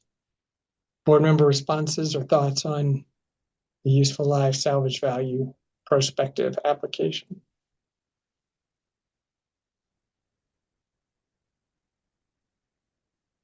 Jackie? I agree with the staff recommendation on this. To me, it seems like this is really the only way you can actually handle a change in useful lives and make it work. So yes, I agree with the staff recommendation. Thanks, Jackie. Chris? Yeah, so I also agree. And I think we mentioned several times, I don't remember if we were explicitly talking about it or alluding to the fact that you're changing going forward and smoothing it all out. So I agree with the staff recommendation here. Thanks, Chris. Diane? I also agree with prospectively, and this should already be happening anyway, since it's Gap B, and so this shouldn't be a big issue. Thanks, Diane. Carolyn, I agree with the staff recommendation on this one also.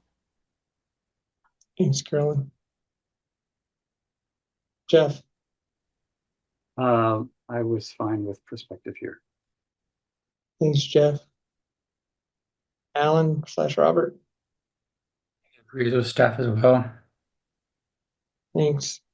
I agree with the staff recommendation as well, that it's prospective applied to all assets in service during the year. And the third was the disclosure by major networks because it rolls forward and their project staff recommended retroactive application. Thanks, Scott. And so, Scott, I guess I have a question here. And it's kind of because it's layered into the next question and actually the third question in a way. I guess I'll say I support retroactive in that the beginning of the year and the roll forward should be broken out in the same way as it is in the end. And in that sense, it's retroactive because I have a beginning number that I need to change, and then I'm breaking it out. Total is the total. Though, when you get to comparative, I would almost say I wouldn't really want to do it, partly because I don't want to adjust the effective date. And I would worry if you have if you have comparative financial statements and you have 2-year roll forward, and we issue the standard in June of 27, and the effective date that at least we're going to talk about later is fiscal year 29, that in essence, that government that shows 2 years almost immediately has to be able to break out that infrastructure they have at the beginning of July 2027. And I don't necessarily want to make governments do that. Do I think that they could do it? They don't have to do it on that day, et cetera, but that's just not typically the way we set standards. If they're going to have to do something even as of the beginning of the year, we don't kind of make it usually with the effective date so that you have to do it, almost implement it right away. And so I worry about that. I don't want to mess with the effective date. I do want the beginning of the current year roll forward to be retroactive, but I don't necessarily want the comparative year to have its implementation as well. So I don't know if that's an option here or how you want to weave that into the questions, but ultimately that's how I kind of come down on this disclosure and how it is affected by all these coming questions. Yeah, I mean, it built into the question too, as to the staff had the opposite view, but we can talk about it now as well. So I guess in the end, I will vote for retroactive. I guess I would rather have it, have not the beginning of the year broken out, but the end of the year somehow broken out in the current year. If I have to, then I would just say, well, I guess then the comparative, and we'll deal with the effective date later. So I guess in the end, I'm retroactive, no matter what. But I do have those thoughts as to the questions coming up. Other board members, thoughts? Chris? Joel, I definitely understand your point. I guess I'm also retroactive, and it just really requires for those preparers to be on top of it immediately so that they give themselves enough runway to capture that back year before the current year. So I agree with retroactivity just for the options in front of us, and I don't know that there's a better option. Thanks, Chris. Diane? I agree with retroactively. I think once this standard is issued, that people will start working on that separation. I hadn't thought about it the way you've described it for comparative. And I do have concerns about that because I don't want to push that implementation back a year on those people. So, I mean, maybe we can get into that a little bit more on question 2, but for this one, I do agree with retroactive. Thanks, Diane. Jackie. So since we decided to go forward with the network in the last meeting, I also agree with retroactive application on this. I am concerned about what you brought up, though, Joel, because one of the comments I made with regard to that next question was concerned about the timing on this. If we're going with all these components and all of these other things, it's going to take time for them to do that. So I'll be interested in discussing that. But for right now, yes, I support the staff recommendation on this one. Thanks, Jackie. Carolyn. For the question that was asked, I agree with the staff recommendation. Thanks, Carolyn. Jeff. And I agree as well. Thanks, Jeff. Robert / Alan. Crazy. Thank you, Robert / Alan. All right, so Scott, next was SI. the RFI. Yeah. And to summarize, project staff recommended prospectively as years are available to be presented. Very good. Thanks, Scott.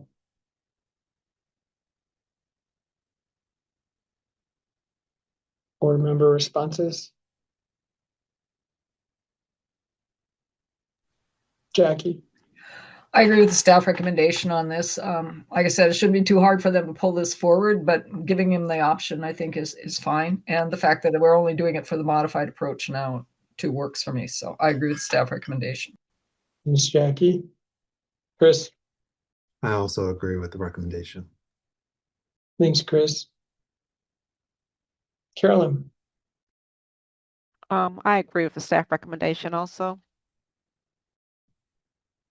Thanks, Carolyn. Diane. I agree with staff recommendation, and I also agree with the additional language to the extent available during the transition period. Thanks, Diane. Jeff. Yeah, I'm fine with the recommendation. Thanks, Jeff. Robert. Robert agrees here as well. Thanks, Robert Allen. I agree here as well. As we've kind of talked about, I think that if available, most government's going to have this available because it's in those whole reports, so they'll be able to include it. But to the extent somebody did happen to jump into the RSI at some point and doesn't have it, we don't want to somehow penalize them or provide some disincentive not to do it because they think they have to accumulate these 10 years. So I would agree with the if available language as well. And so Scott, I guess back to Jeff's point a little bit earlier, I knew we're not talking about that 80% and 100% and weighted average useful life because that's a year-end disclosure. And so it really only comes into play when you talk about the comparative. But I am sensitive to similar in a way to the estimated useful lives, but for different reasons, that we be clear that it's, especially because the componentization is different, that we be clear that disclosure is applied prospectively, but to all assets and service at year end, not to just infrastructure we've acquired. I'm not sure exactly how you would do that. It would seem pretty hard to keep track of, but I'm sensitive to prospective, especially because componentization is going to be different. That prospective is clear for all assets placed in service. As you kind of craft this language, I would ask you to be sensitive to that. Sure. Thanks. All right. Anything? Anybody? So we hit all this stuff, right, Scott? We're on question two. one. Yeah, question one. And then question two, and you've alluded to this already, is what should, be presented in the year, the comparative statements. And their project staff recommended that the disclosure for separation by network be applied retroactively, which would mean that if they do comparative statements, they go back to the first year presented, whereas other disclosures, which would be the policy and then also their policy for maintenance and preservation and their, the 80% threshold disclosure along with the weighted average lives be just provided for the year of implementation. Thanks, Scott. So I guess I'll just go ahead because I kind of started in on this one already. I agree with prospective in that the prior year shouldn't be disclosed for any of these. I guess I was almost saying any of them, even the breakout, because the concern I had earlier, I agree with the breakout being retroactive to the beginning of the year of implementation, but I would rather craft the language such that for comparative financial statements in the year of transition, the prior year breakout of the different by network not be required to be retroactively broken out would be my recommendation here, which is not the same as the staff. So I would kind of disagree on that one, but agree on the rest of them. Chris? Joel, just to clarify, so the staff recommendation is retroactively disclosing the disclosure, and you're saying that the disclosure you just want going forward, like the breakout of the network disclosure? The staffs, and Scott, if I summarize this wrong, tell me. The staffs say any of the new disclosures other than breaking out the network, which are applied prospectively, would not be included in the prior year comparative disclosure. But the one we've said should be retroactive, breaking out the roll forward by network, the staff is recommending that for that one only, the prior year roll forward also be broken out both beginning and the end of the year. That's their recommendation. But I'm sorry, what are you saying that's different than that? I'm sorry. I'm saying don't break out by network the prior year roll forward. So in essence, you would have infrastructure, if that's how they did it, all one number in the prior year, end of year would be all one number, and the beginning of the year, current year, which is the same number, would actually be broken out. It would still add up to that same number, but it would be broken out. That's how I would do it. So, Primarily because I don't want them to have to go back to the beginning of the year of the prior year. The end of the year, they're already doing that one. That's not the problem. It's the beginning of the year of the prior year that I don't want them to have to go back into. So I agree with the staff recommendation, but at the same time, I'd be fine with your amendment adjustment if the other members of the board are. So I guess I'm kind of wishy-washy in two different buckets right now, but I don't have an objection to either one. Okay, thanks, Chris. Joel, can I ask a question? Sure, Jeff. So what you're proposing here, and I just want to understand, if I understand it right, that's different than what we did in 104, which was also involved the roll forward table. And we said you should do every prior period shown, right? And I'm just wondering the basis upon which you're making that difference. You're saying the work here is so much more substantial than the work would be there. I'm just trying to understand that. To me, that is it, Jeff, right? I agree with you. I think that those assets, the intangibles and the right to use leases and speeds, those were things governments kind of were breaking out because of Statement 87 and 96. They already had to separate those kind of for disclosure purposes. So this disaggregation, I don't think was a very heavy lift. And we didn't hear that it was a heavy lift.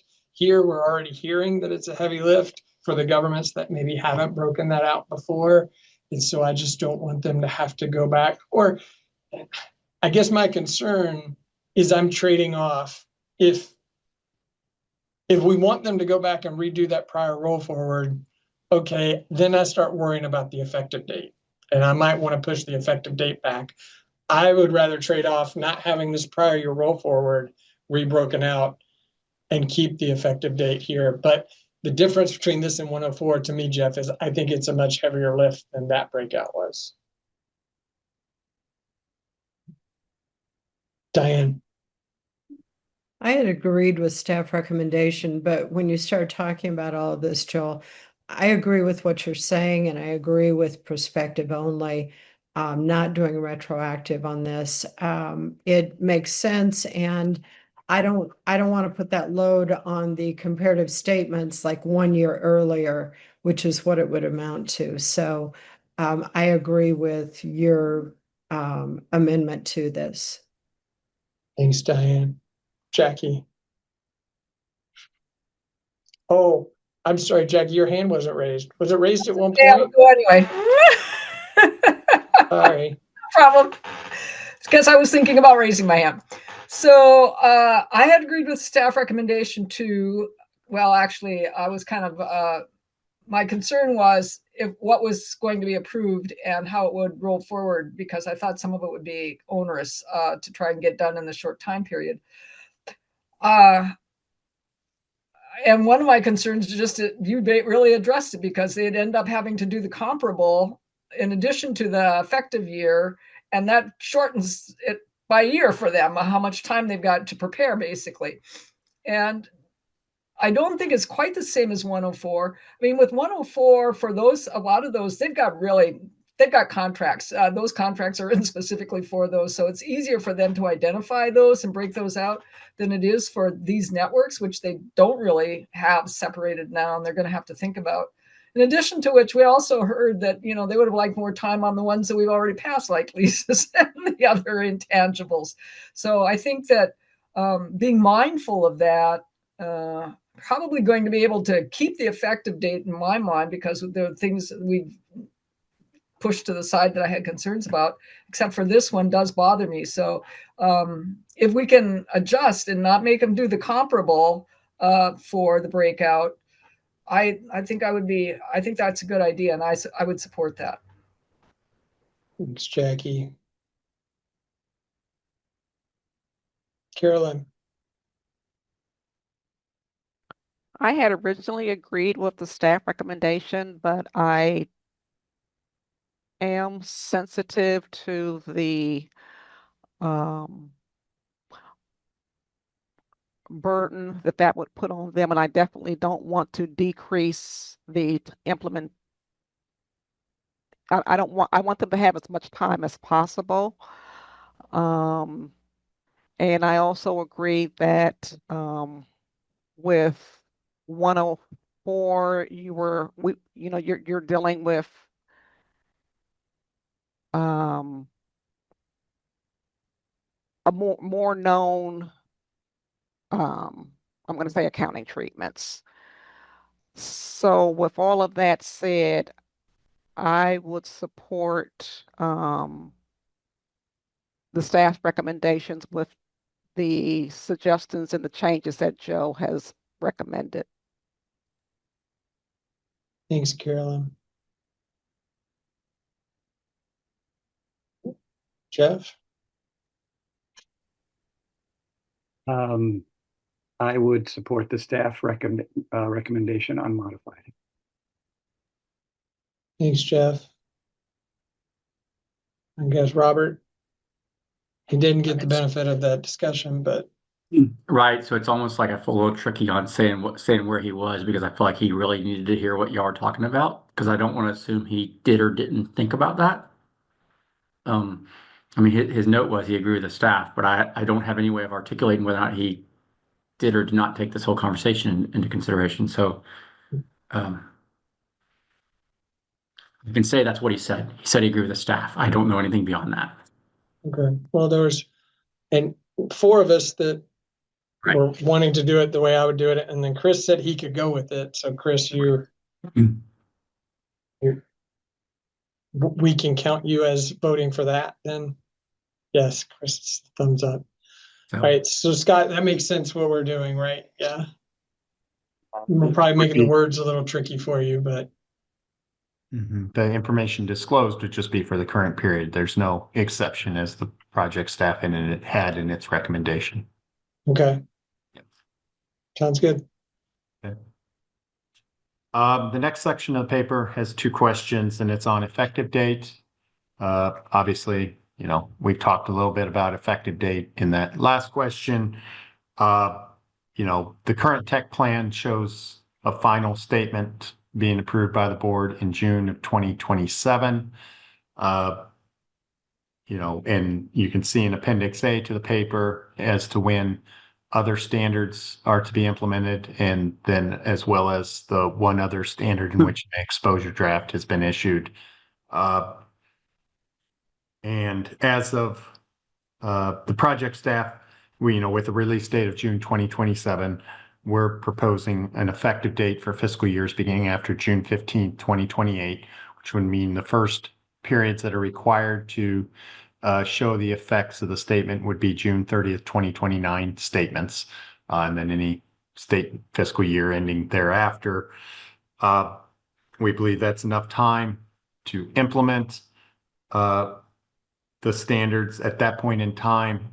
No current all current standards that have been issued should have been implemented in the prior fiscal years for governments or for the proposed statement on subsequent events that's still in deliberations would be, being implemented in the fiscal year in which a final statement would be issued on this if it stays on timetable. So it's not competing with any other statements at that time. And then I guess especially with the provision you just talked about, as far as requiring all disclosures only being for the current period, that would allow governments generally with 1 full year before the beginning of the implementation period. And so that question 3 is basically talking about that implementation period of, again, project staff's recommendation being after June 15th, for periods beginning after June 15th, 2028.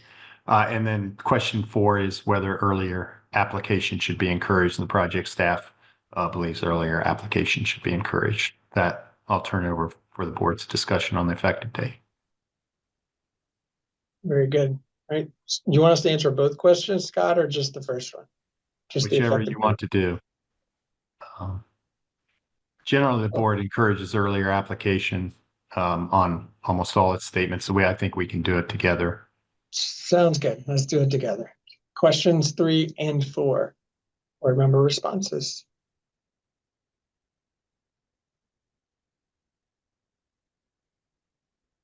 Chris? I agree, and I agree.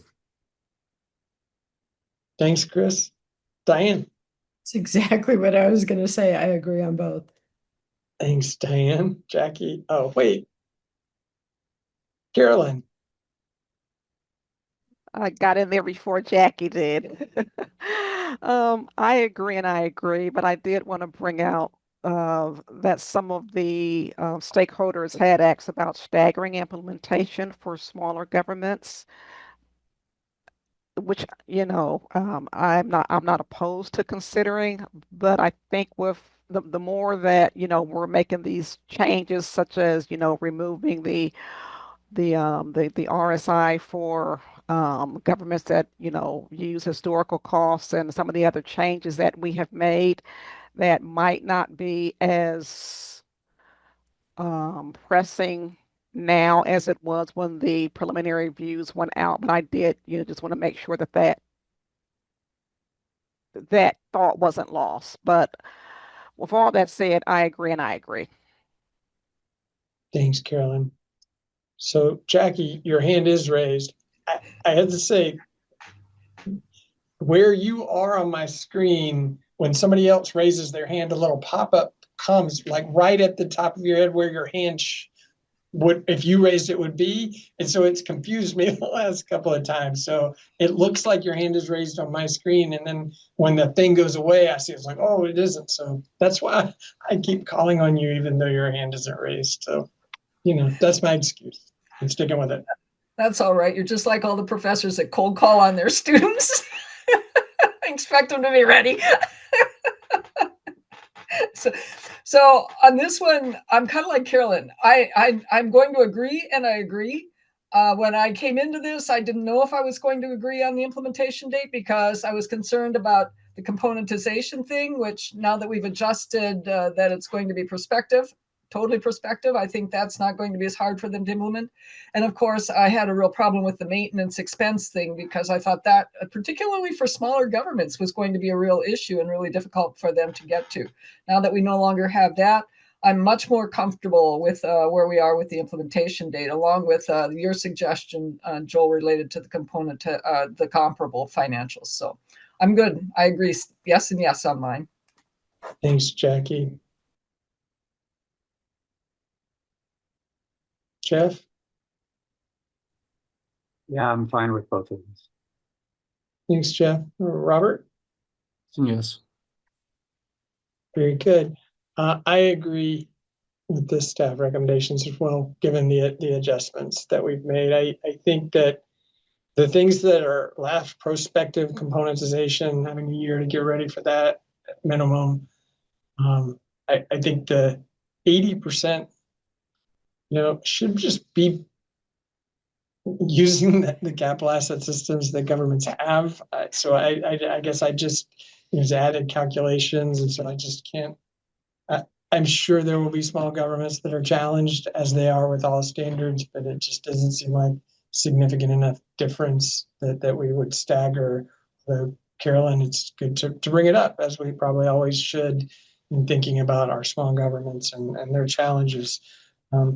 But with the adjustments we've made, or other decisions we've made here today, I agree with the staff recommendations on both of these. Especially on the encouraging. Sometimes the encouraging, it kind of comes down to, well, is government A and B going to be really different if one implements early and the other isn't? And a user that's trying to compare governments is going to be challenged. But this is really kind of mostly all just additional disclosure information. They should be already adjusting estimated useful lives. The componentization is only moving forward. I don't think that early implementation is going to really affect the comparability of government to government. So certainly then we want more information to come out sooner, so we should encourage early adoption. All right, Scott, that's all we have. Review what's next. Next, now I guess we'll look at a draft standard section of a exposure draft. Excellent. We look forward to seeing those words on the page next time when you have them ready for us. All right. Thanks, Scott and team. To that standard section, there's no vote. We only vote for pre-ballot, so we're just done. Excellent. But now we do have something else to deal with, which is our tech plan for the final third of 2025, which we did not get to at the last meeting. So we have punted it here. And Alan, I'll turn it over to you to talk about the tech plan. Yeah, sir, and thank you. And y'all have the tech plan now, the proposed tech plan, for a couple weeks now, since we were supposed to do it the last meeting, didn't have time to get to it. I'm going to highlight basically just three main things, and then probably open it up for questions from the board. I'll highlight number one. The first thing I'm going to highlight is the one thing that is, I would call, well, on some level, I guess it's an addition, but it's not really addition, because it's related to the implementation guide, because it is there and we keep it there, and we keep it there on the plan when we need to use it. But you will notice that there's been some revised wording related to implementation guidance, and this idea that we're going to put together what we believe some implementation guidance questions related to Statement 103, and primarily and solely focus on subsidies. We believe we have enough of those questions, enough of those related questions, that we should probably put out some questions related to those rather than just saving those until maybe we have those questions plus some other ones related to other topics. It's not the first time we put out an implementation guide related to a specific standard. We've done that before, so this isn't new. But we are working on that, and we are working on those questions. But the idea would be is that somebody guys just focused on that. We will have those questions. I think the first time you would see those questions would be in October, and we would endeavor to have that implementation guide done by the summer of 2026. Still trying to lock down when exactly. I think it says September in this tech plan, but Joel's actually might do that a little quicker maybe when we get towards the end, but we can reassess that after we get the thing out on the street and have to get the exposure draft out on the street. But again, you should see those questions coming October meeting. So look forward to that and look forward to talking about those, because I do think of all the projects we have out there right now, between 101 all the way up through 104, the questions that we are getting that probably I'd say would have the most urgency for being addressed are the ones related to subsidies, and they tend to be the ones that tend to be complex and tend to be very specific around certain situations. And so we are working on that and we're endeavoring towards that. You will also see some revisions to 2 projects. I'll touch on EFR first. You're going to see revisions to the timeline for EFR, voluntary digital financial reporting, as it's called. But you'll see an update to that and updated timeline to that. The main thing there is to focus on is the idea of us putting out a discussion memorandum in March of 2026. Obviously, the discussion memorandum will be a staff document, something the staff issues, but it's the first time we will go out to the public for comments and feedbacks on where that project is. And it's really foundational to some of the more foundational decisions we've made within the project, and get feedback from stakeholders on what they think about where we are on that project. And we're looking forward to that feedback. And so again, we're working towards that now, and that will be something we will try to get out the door in March of 2026. Which brings us probably to the last topic, the one that we might spend the most time talking about, is just the revised schedule for RER. And the big thing in there is just to notice that we've broken the ED out into 2 sections, one on what I would call the foundational topics in Cat B, and then the second one being on Cat A. And you'll notice in there the ED for the first part would be in March 2027. And you'll notice the second one, which would just be on Cat A, performance obligations, would be in June of 2028. And I think there's probably 2 main reasons why the staff thought that was the right approach. And the one probably main reason being that if you think about just the depth and volume of what's going to be in this, or what's in this project, just the scope and the depth, just in terms of categorization, just in terms of all the changes we're making in Statement 33 and performance obligations, we think maybe reviewing it and allowing stakeholders to have feedback on 2 different documents rather than holding it till we get to one was a good concept and a good idea. And the second one be that if you really think about the first piece of that, if you break it out into Cat A versus Cat B, the Category B transaction proposals, they largely build on existing guidance primarily in Statement 33 and trying to make them easier to illustrate and easier to communicate. And so if you think about breaking that apart between what's ultimately going to be the performance obligation section and the second section, the second ED around performance obligations, we think those are somewhat allow them familiarity and be able to deal with that first exposure draft.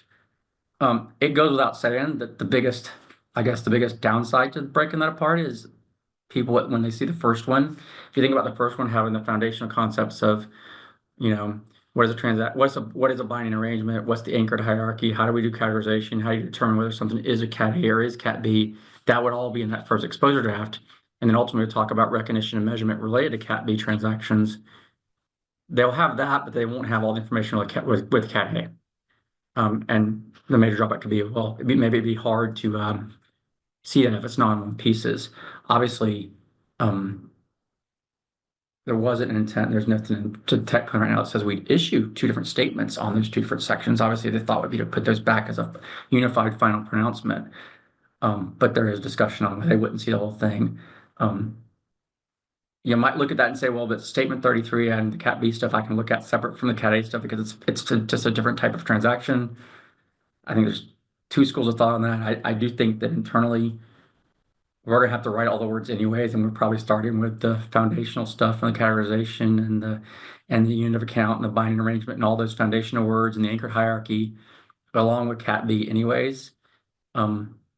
And I do think there's always the possibility that we could get to the point of having the Cat B document done, like we talked about in March of 2027, and then decide whether or not we actually want to do it in 2 EDs or not. But this at least gets a perspective of what the staff is working on internally and what they're trying to do with getting the product done and the project, all the TBDs made and all the words on a document. As you can probably imagine, this document's not going to be small, both of them together, either individually small or collectively small. And there are a lot of illustrations to get through as well. So there's still a lot of work to do to get this thing to the point where it is even ready for an exposure draft. Just with the Yeah, I don't even want to put a number up there because that'd be really bad to do. Just know there's a lot of illustrations that we're planning on doing related to this document. So that puts the RR context and frame. Again, the proposal is 2 exposure drafts, one in March of 2027 and one in June of 2028. But those are the 3 main big changes, I would say, to the tech plan. I think everything else is there and just carried forward. With that, I'll stop and obviously listen and answer questions. Thanks, Alan. But as I guess a follow-on, certainly as we as board members improve the plan, if the plan calls for it to be broken out, that's, something we're contemplating right now and kind of in a way okay with.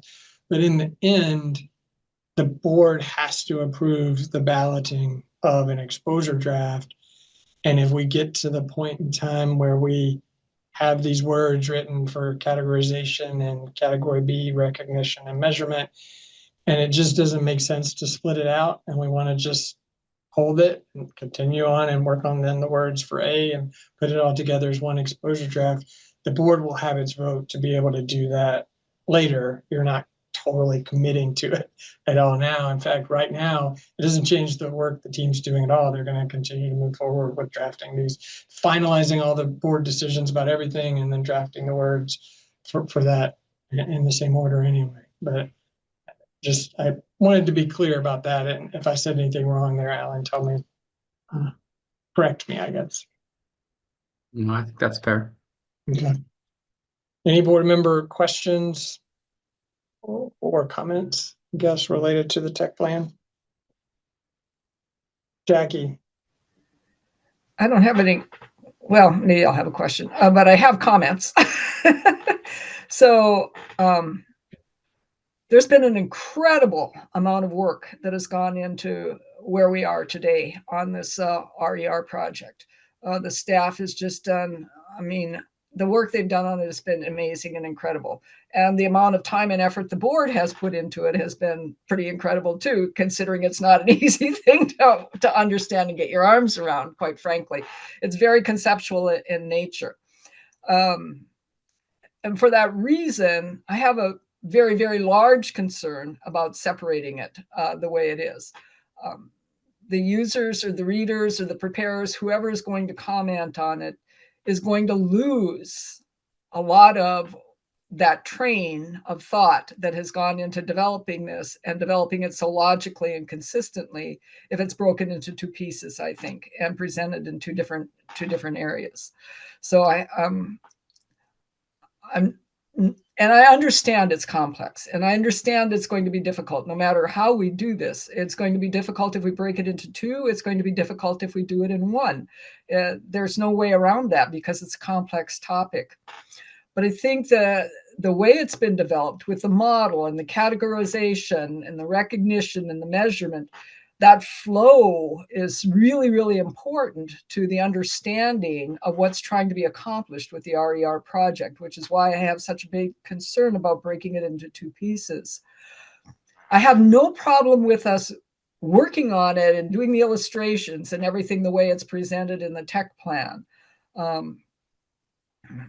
and going forward from it at that point. But at this point, you need to know that I would not support breaking it into 2 components to be delivered as it's being proposed currently. For one thing, I don't see anything that brings it all together and puts it in one document where everybody can look at it and say, okay, now we've commented on the pieces. What happens when we put the pieces back together? Now does it hang for us, or now is it a really big issue for us and a problem for us? Having seen the whole layout from the model down to measurement in that layout. So I'm not opposed to carrying forward and bringing things as is, because I understand there's like 32 illustrations or whatever with each piece that you're looking at. I get that. And that those have to be worked on and done. And then you have to do the next ones. You can't wait till the end and do them all. And I support moving forward in pieces like that. But just know that even if we move forward with the tech plan as is, at some point, I'm probably going to say, that's not working for me. So that's where I'm at on it right now. Jackie, I can appreciate all that, and I think it's fair that the team is aware of the fact that this is a pretty complicated document. And even to a certain extent, Jackie, we're trying to think about how to structure the document in a readability way where folks can actually understand it too, because it is a very dense document. To your point about there's a lot of things that foundationally build on each other. And can we articulate that? I mean, I'm sure the team will articulate that in a way where it does build on each other. And maybe there's even, yeah. And so we get, I think we get that. I think part of it is we start writing it, working on the illustrations, working on the words, working on all the words that make it what it is. And then as we get closer to that, March of 2027 thing, we can talk about what that means. But I think there's a lot of work just to get the words on a piece of paper right now and get it in a structure and a format and in a order that actually makes it as readable as possible for the stakeholders. And obviously the team's here. So if I say anything wrong, the team, like they want to add anything, please do. But I think part of this is just, it's going to take us some time to get to that point, Jackie. And part of it is we need to start working on it in a way that's the best for them to actually digest. And I don't have a problem with working on it and doing that, with the idea that it may not work. We may end up doing something different than what's on the tech plan. Remember that this is structured like 606. It's based a lot on 606 under FASB. That was nobody got that right away either. So I don't think that we should be upset with ourselves if when we bring it out, people don't get it right away, because it's just really complicated and it's going to take a long time for people to be able to digest and get this around. There are going to be thousands of questions on it, I'm sure. But that doesn't mean that we didn't do a fantastic job on it. It's just because it's complicated and it's very conceptual, it's going to take people time and effort to get their head wrapped around it. So that's, Becky, but I think that presenting it as we've built it makes sense and will be the easiest way for them to understand it. Jackie, I guess to take that, everything you just said is true, is accurate. To me, it's almost an argument for breaking it apart, in that what I worry about somewhat is we're putting all this together, the B, the A, categorization, all of it, and knowing how groups come in. They're all volunteering their time to help us with our process. It's some task force that, X group has put together. And when you break it out, one of the benefits I could see of that is they're able to spend the time on this one part or these two parts, right? And then separate the 606 of it all that deals in the second part, right, with Cat A, and they can go into more depth on each of those when they separate their effort. I think it's a potential benefit because, I think we saw it like with going concern, right? They couldn't even get past the main topic enough. Some stakeholders couldn't get past the separation of the concepts. They never even got down into the details because they stayed up there. And I kind of worry if we give them all of this at one time, they're not going to go down to the level of depth in their comments to us, even if we put it back together in the end and give them a really long implementation period and deal with that when it comes out, which would make sense.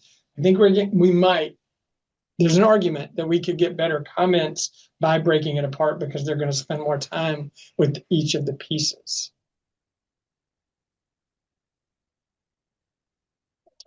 Diane, I know you had your hand raised, but Jackie's, I think, responding to me. Maybe she could go ahead. I'm fine with Diane going too. My only comment would be, I'm not necessarily opposed to breaking it up.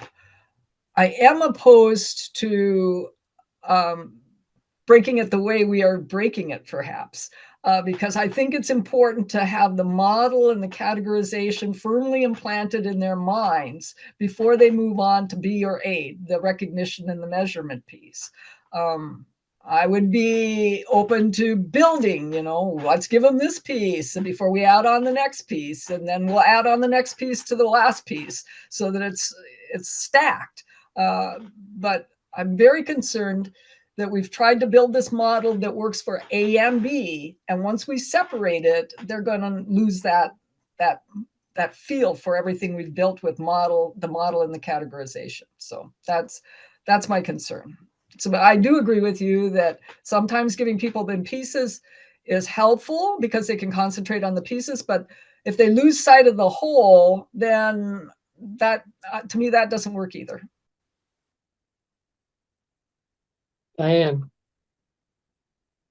So I had some of the same concerns as Jackie, and I was also concerned about there's so many terms. And I know when I first got onto the board and started reading all of this, it just felt like all this legal terminology. And so anyway, I did talk to staff about some of these concerns, and I feel like heading in this direction right now is the right thing for now, because with the first ED, we could get the terminology out there so that people would kind of start understanding that, like Jackie said, introducing some of this stuff. I was concerned that there would be pieces just hanging out there if we split this.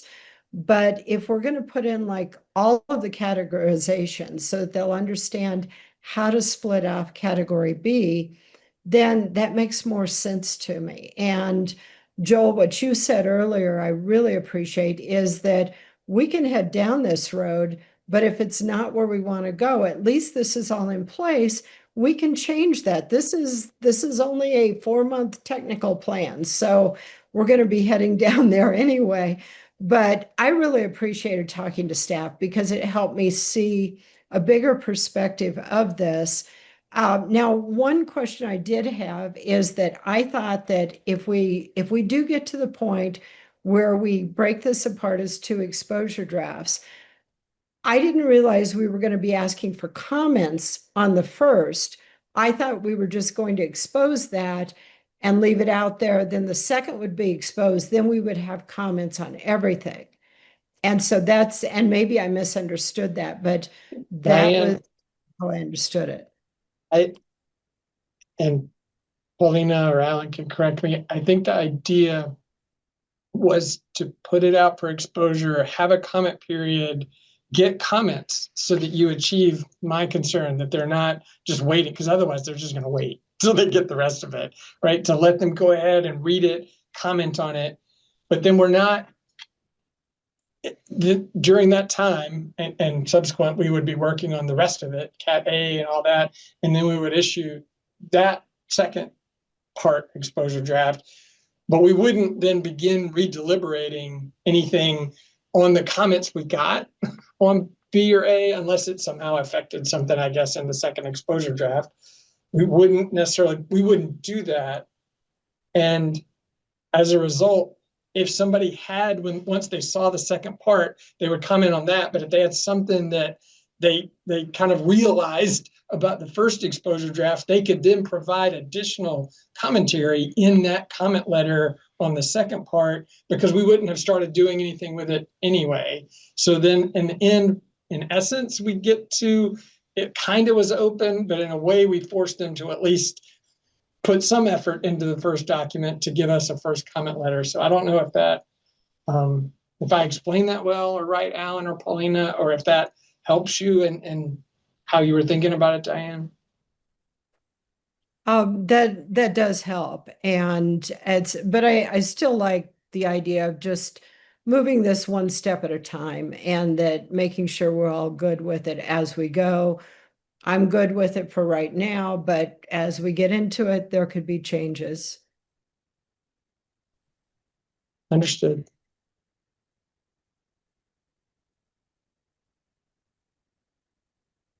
Other board member questions or comments about the tech plan?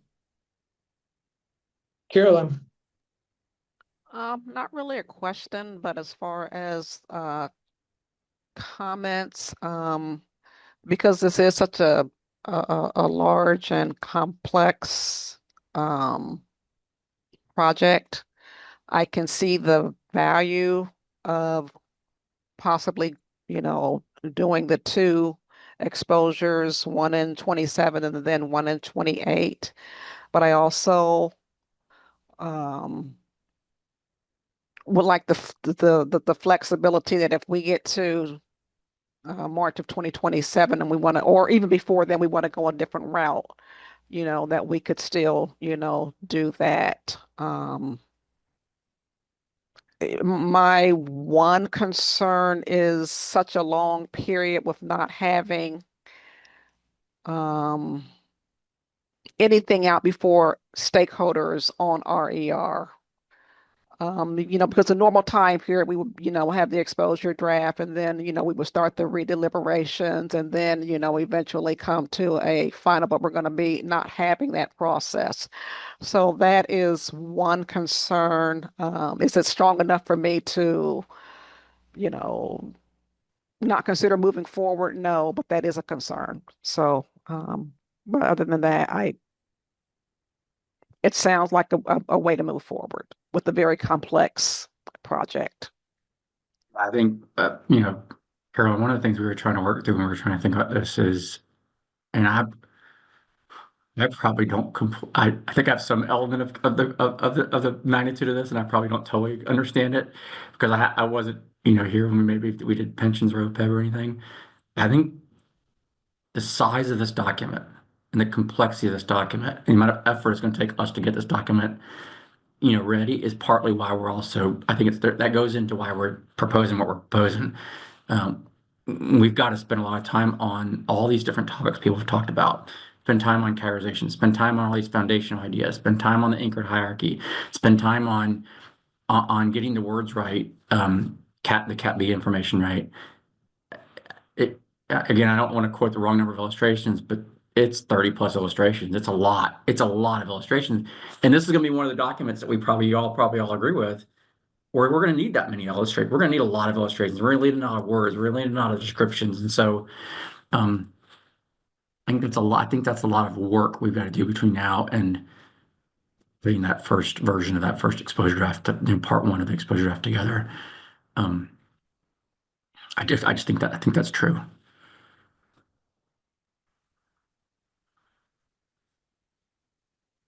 Jeff? Well, I think the idea here, right, is to get the document we're going to craft, right, into the hands of our stakeholders sooner, right?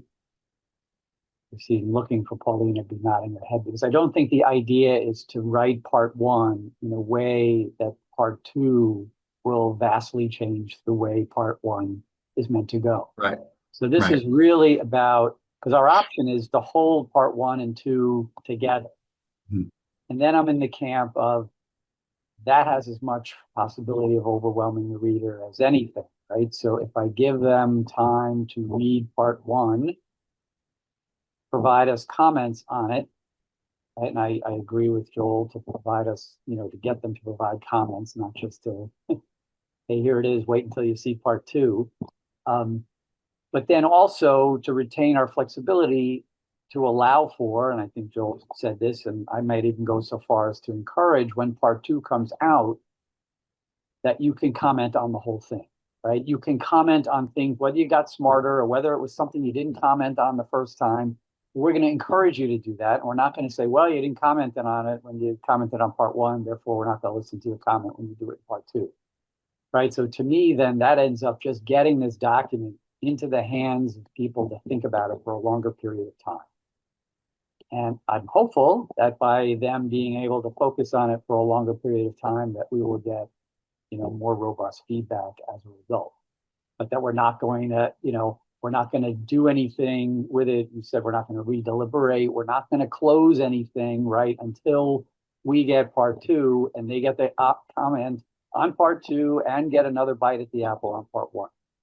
And if they do that, then I see benefits to doing it that way rather than holding it until we have an entire ready document. Thanks, Jeff. I think that's well said. And I saw a lot of heads nodding yes, that we could write it, or maybe should write it, to encourage comments on anything that they realized or any additional thoughts they have on the first part when they're looking at the second part, they can put them in there because we won't have done anything with it. But in essence, all the steps you see in the tech plan, we're doing them in that order. It's just whether or not we, in the middle of it, send the part we're done with on kind of when we've completed categorization and Cat B out and have comments, or it just sits with us while we continue to work on A, and then we send it all out at once. It's not going to change the order of what we do or what we do. It's just whether we're going to hold it all until the end, or we want to give them some time with the part that we're done with, right? And as I said before, if we get to that point and we've done those steps, which we're going to do either way, and we just don't like the way it looks too halfway, we can change our minds then, and the board can vote to just hold it and wait, right? So, agree. Any other questions or comments on the tech plan, Chris? So this project is really, really special to me because it was the first project in preparing for our Gas Act meetings that I was responsible for. And, I felt all great because I was responsible for a big 3 project. And it was, and still is, a really cool project. There's so much thought that has gone into every word in every year and every staff hour that's been put in it, as well as the board deliberations. And just the time and the effort and the changes to watch, you think about kids growing and you think about a project growing, the morphing for all the different things that we looked at and ultimately what we ended up with, and the decisions that we made based on new information, I think has been so important in getting us to this point where we are right now. My biggest concern is the split. I am a person that I'm a flipper. And so I'm looking at one section and then I flip back to the other section. Okay, well, how does this relate to this, right? And that helps me understand and digest, no matter how big the overall thing is, right? So I understand the bigger the document overall means the more flipping. But in order for me to orient myself appropriately in one space, I need to understand another space.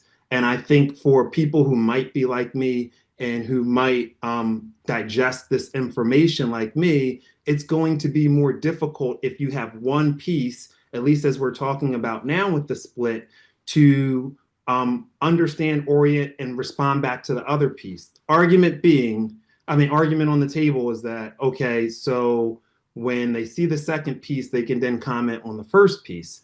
And I completely get that. But for me, out of respect for the fact, Joel, you said these are volunteers that volunteer their time and their effort. And I know it cuts both ways. I know there's pros and cons to either side. But to tell someone that you just read through one section and you had a perspective and a point of view, and then, oh man, they did that to Cat B. I didn't know they were going to do that. Oh, so let me go back and I want to change. So now I have to go back through the section that I already provided comment on and change it based on this new perspective. And there could be, again, there's one glass half full that's, well, then you're fully informed now and you have better comments. But then there's the other side, which is, well, now you had to spend more time because you thought it was this and it changed to be something else when we provided that additional perspective.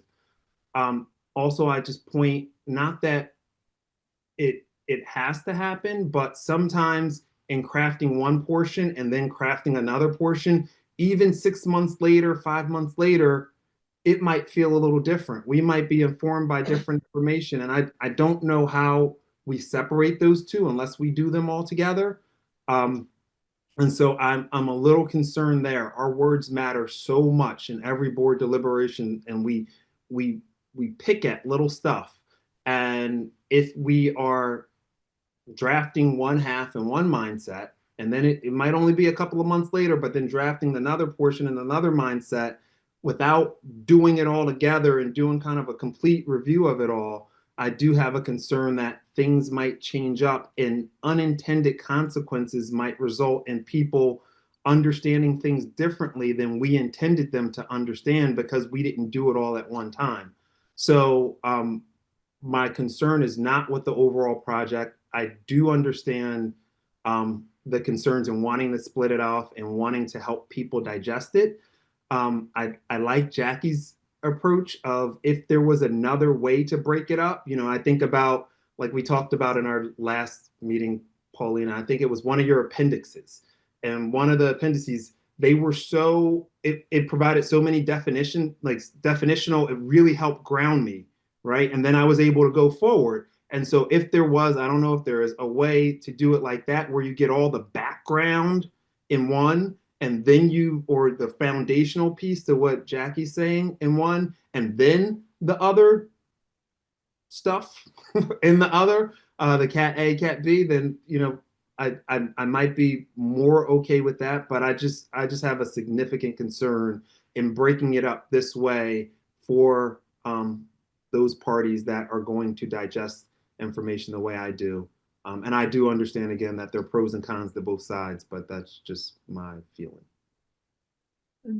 This isn't a little true. I can appreciate everything you just, I can understand everything you just said, but isn't it true that if there's two groups of people, one group that's going to say, I can digest categorization and Cat B in one sitting, and I can digest Cat A because performance evaluation is a very different setting.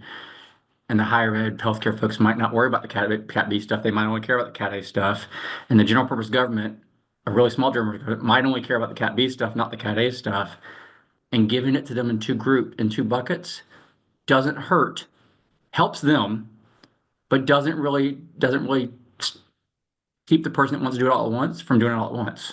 So in other words, you're actually, by doing it this way, you're actually getting the people that actually want to digest all the foundational stuff in Cat B in one sitting, and want to do Cat A separately, because I kind of think about Cat A and Cat B being two very different things for me to think about in terms of how I think about what they mean.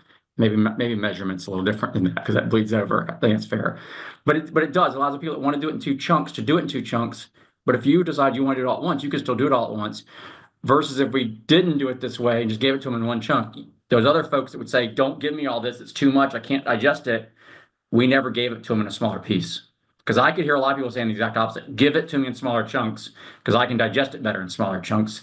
And this kind of allows for that, given it's going to be a very dense document. Now, there might be bridges, and I assume, I'm going to say this out loud, I assume at some point there's going to be some kind of, I don't know what the right word is, Paulina, so I'm sorry for saying this, some kind of bridge between the two documents, right? You're going to put the second document out with some kind of reference back to categorization and binding arrangement, and all those foundational terms are in the first document. It's almost like we would have to do that, right? So there's almost becoming kind of connection back to the second document's going to have to connect itself back to the first, especially to the foundational stuff, which will remind them of all that foundational stuff when they read it. I get that. I just wonder if this way allows folks that want to digest it different ways to digest it different ways. Yeah, and I understand that. I just think the way that we're proposing the digestion, I don't agree with.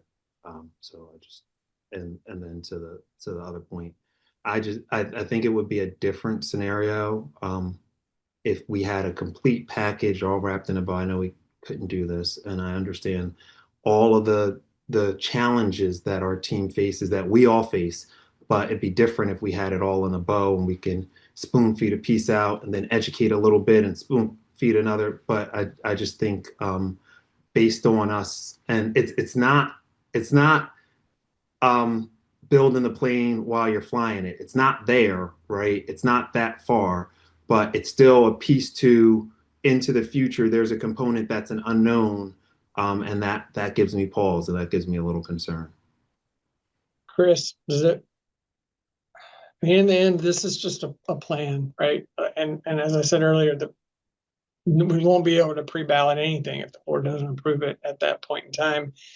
And though in the meantime, if we approve the tech plan with this breakout in it, when we go to conferences, we will tell people, hey, this is our plan. And if we hear a lot of pushback from people or GASAC or whoever that says, I'm not going to be able to think about it piecemeal, you need to give it to me whole, that can then inform us as we go along. But if we don't tell them that that's an option, then I guess we don't kind of hear the alternative at all. So just a thought that we might be able to hear some feedback on it by presenting it this way and change our minds later because of that feedback, as well as just what it looks like to us at the time.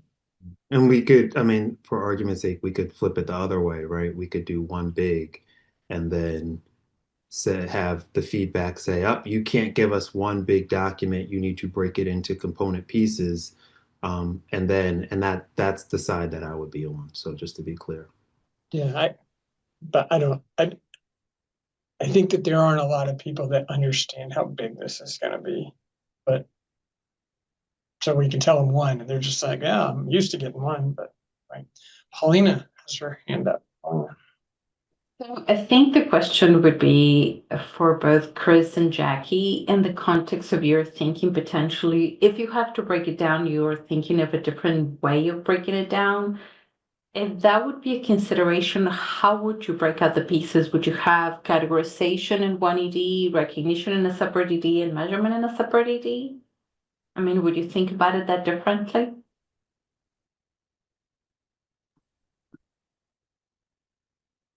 Jackie.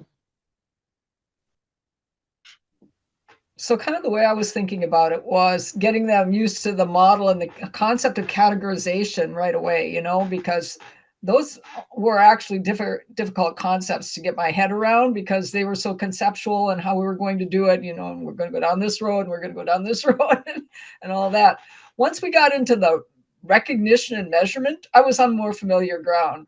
That was accounting to me, you know, so that was easier for me to get my head around and then be able to start relating it back to how does this fit into that model thing? Because I was like Chris, I was flipping back and forth all the time. I was going back to the model. I was going back to categorization all the time going, okay, how are these flowing up here? Because I didn't have as much trouble actually understanding the whole recognition thing and the measurement thing as I did the first parts of it, quite honestly. I think, Jackie and Chris, if you have any thoughts on that, I would love to hear them. But I think probably from a project step perspective, I can understand and reflect all you're saying because it would have to be both categorization and the anchored element hierarchy together, right? Those are the very conceptual underpinnings that if you don't have that, you're not going to go anywhere. Right. But I think also I don't know how long, Joel, have we been presenting in some of the larger conferences. When, you know, you can read your audience. When you present those bits, people kind of glaze over and they kind of go somewhere in the planet Earth, off the planet Earth. And then when you bring them back and talk to them about property taxes, they light up like a, you know, firelight. And you're like, okay, now they got it. And so there's also this concern, at least from a project staff perspective, that particularly the very conceptual bits, people tend to go, okay, I can put them to the side, tell me what my property taxes do, and then I can go back and tell you whether I like categorization, whether I like the anchor element hierarchy, whether I like the measurement bits that you're talking about. Estimation of variable consideration is not going to resonate. But when I tell you that if you have refundability and collectability issues, you're going to have to incorporate that in your property taxes, they're going to get it. And so I think some of at least the project staff thought in this idea was this breaching the very technical pieces, the very conceptual pieces, which would be in the first TD as a package, and then trying to interject into the very first exposure, the practicality of what will happen to my property tax, to my sales tax, to my grants of transactions that they're a lot more familiar, and then perhaps postponing a bit the pain of learning about, oh, my exchange transactions are also different.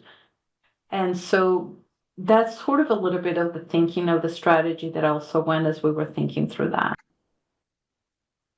So I guess one of my concerns was that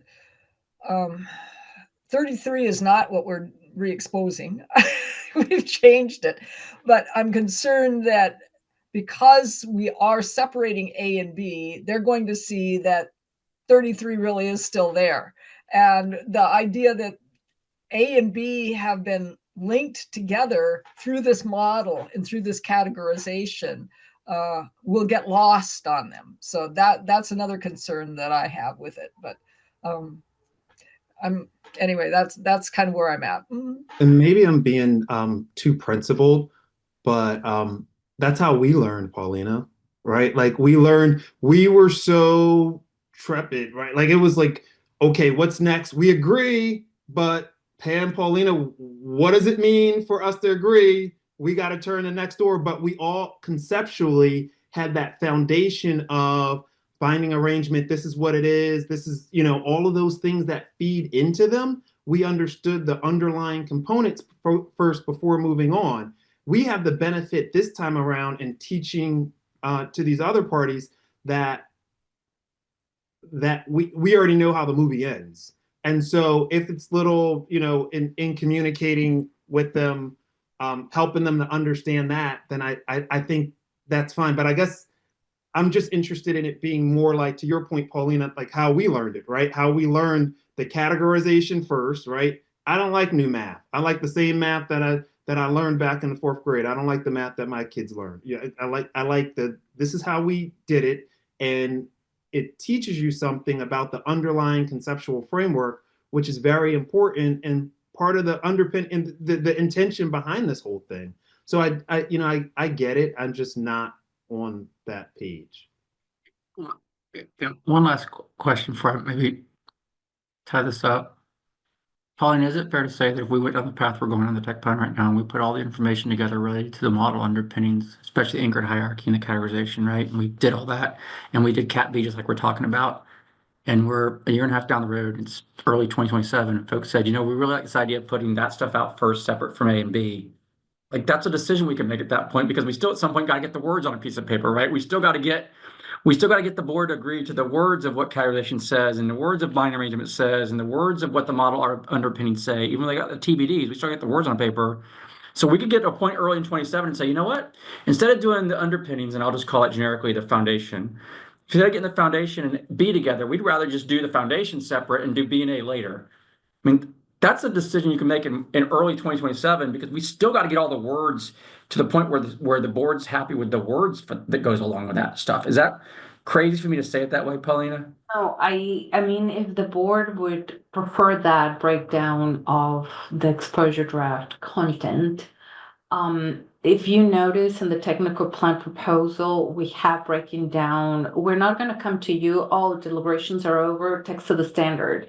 We can afford that. We just simply can't. And so we're going to be bringing even the text of the standard bunched up, because it's just too much. And so as Alan said, even the words of categorization, sure, maybe 20 paragraphs, 10 paragraphs, 5 paragraphs, I don't know.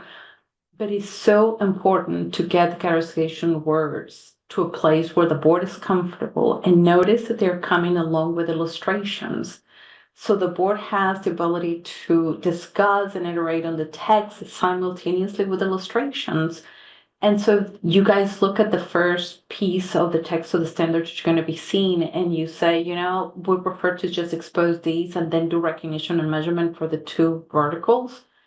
That's a decision you can make at either at that point or as we still progressing, because you would have the components together. It would take a little bit of planning. Of course, it's not frictionless. It would take certainly a little bit of planning, because we were lagging the basis conclusions a tad bit. But if the board would choose to expose, then we would just shift our alignment and focus on writing the basis for categorization and all the underpinnings. And so the board would have that exposure draft first. And then we would have to refocus to Cat B recognition. And again, the only reason we're picking B first is, as Jackie said, 33 is still there, but this would supersede 33 in its entirety.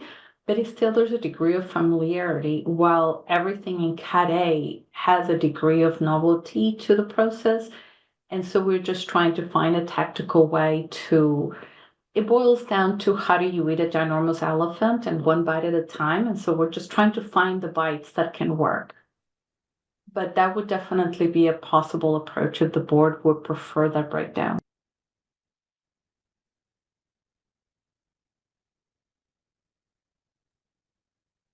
And in essence, Paulina, no matter which way you do it, the activities you have detailed through June of 2026 are the same, no matter what.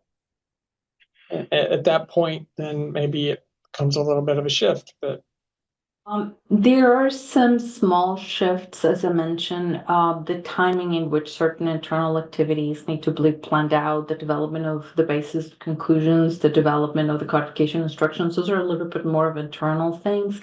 But I think in terms of the content that the board needs to be able to make progress with whatever document, however many documents, would not be altered. And so there is a degree of flexibility, but as I mentioned, it's just not completely frictionless. There's a tad bit of a realignment that we would have to consider.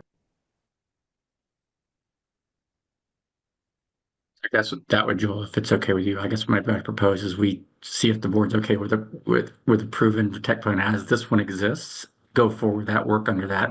I mean, we're going to come back, as we know, we come back 3 times a year with tech plan updates, and we can always update them. And I think we move forward with this plan. Because to your point, the next 12 months. Anybody have any other questions or comments about any other parts of the tech plan? Then I guess we'll just vote and see where we go. I didn't want to ask that until you were ready. I don't want to cut anybody off or stop anybody else's questions. I don't see any other questions or comments. So if I can just ask everybody's vote to approve the tech plan, Jeff? Approve. Chris? Object. Huh? I object. Oh, there, I got Carolyn, I approve. Diane, I approve. Jackie, I approve, considering it's just a tentative plan at this point. very nice, and Joel. I approve. Thank you. I have Roberts, but I'm gonna get Roberts on paper because I think that's more official for a tech plan approval, so I think it's more appropriate. Okay, very good. All right. Well, thanks, everybody. I appreciate the discussion, and it won't be the last time we talk about this topic, but we can at least move forward for the next 4 months as planned, which we would be doing anyway. So that concludes. One last thing, Joel. I meant this, and I apologize. We originally planned on having Emily do a gap structure update, which she's very nicely said we're going to do. We're going to. We don't. I mean, if you want to take 5 minutes, let her do that. That'd be awesome. If we want to do it in December, that's great too. I think she could probably do either way. I know you had a hard stop and we're past it, and she knows that. So if we want to do it in December, that's okay. You had a stop. I was more worried about your schedule than mine. Yeah, I don't know if they're gonna kick me out of here or not, but yeah, let's just do it. Nobody's beating down my door right now, so I think we're probably good for if it's 5-10 minutes or whatever. Give her the executive. Want to give them the executive summary, Emily? Is that okay? Well, I don't want to cut her short. I mean, I don't either. No, we were just trading discussion, so it's her call. I was just going to give a little update before we update the GASB in please. October. That works. And it is pretty short, so it's the summary anyways. But so gap structure, pre-agenda research, we have been hard at work, but we haven't really updated the board on much since we conducted that first phase of the research. And that first phase focused on how stakeholders engage with GASB literature. It looked at the types of GASB documents that our stakeholders use and why. And our methods of conducting that research were primarily through surveys and interviews of preparers and auditors. And the survey also included users. In April 2024, we provided an update to the board on that first phase of the research. And as a whole, that phase 1 research led the staff and the board to believe that there were certain challenges associated with the existing structure that potentially could be mitigated through a single authority structure. And so at that time, the board approved additional pre-agenda research through this phase 2, which is where we are right now. Through a second phase to explore what a single authority would look like and how it would be operationalized and whether it could be operationalized. And so that's what we've been working on. We began the second phase, and that included researching other standard setter structures and identifying various options related to components of a single authority structure. Probably the largest thing that we've done in this time period is a consultative group was appointed, and since the appointment of that consultative group, we held 4 working sessions with the consultative group. And the purpose of those working sessions was to better refine the options associated with a single authority structure, to inform the staff as to what should go into a discussion memorandum. So in these consultative group sessions that we held between June and the end of August, we talked with the consultative group about the source of a single authority structure, the manner in which changes to a single authority structure would be communicated. So how would changes be communicated? Where would things like the summary and the basis for conclusions sit? How would that be incorporated? The organization of content in a single authority structure, especially if that single authority structure is a codification. So we looked at the organization of a codification at a high level. So for example, at the parts and sections level that we have in our existing structure, and then also at lower levels. So for example, with the focus on how category B gap and non-authoritative illustrations are integrated into an organization of a codification. Based on our research to date, we have started the development of a discussion memorandum. As Alan mentioned, in connection with another project, a discussion memorandum is a neutral staff document. And we intend, once that's developed, to seek feedback from the consultative group, from GASAC, and of course from the board. And the tech plan lays out the timing for that, with a consideration of a first draft of a discussion memorandum in March. The tech plan sketches out and accommodates the review of two drafts if the board needs that. And we're hoping to have a discussion memorandum issued in the second quarter of 2026. And where that kind of leads long term, we would issue that, we would get the feedback, utilizing that feedback, and then in conjunction with all of the other research up to this point, because we are still in the pre-agenda research phase, the staff would develop a research memorandum, and that's scheduled, I believe, for April 2027. And then sometime after a research memorandum is developed and presented, a project prospectus would follow. So that's just a really high level overview. We wanted to keep the board updated on what's going on. We hadn't brought any of our activities to the board. So that's where we are. And if anybody has any questions, happy to answer those. Thank you, Emily. Appreciate that. Any board questions for Emily on the gap structure research?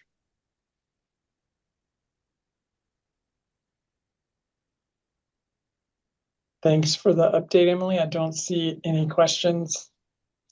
And I guess everybody's probably worried about them beating down my door, so maybe they're not going to ask. I'm sure Emily will be open to questions if you have any, after the meeting. You can always email her. But all right. Thanks, Emily. We look forward to continuing to receive the updates and the progress on gap structure. Appreciate the work. Anything else? For me, sir. No, sir. I think we're good. I apologize for sneaking that at the last minute, but I think it was important for her to be able to do that. So I appreciate you letting her do that.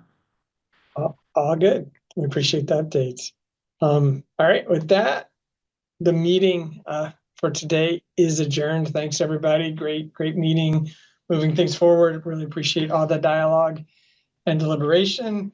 And so we will meet again first with the GASAC in October, on October 20th, and then the board meeting starts on October 21st. So see everybody then, if not sooner. Meeting adjourned.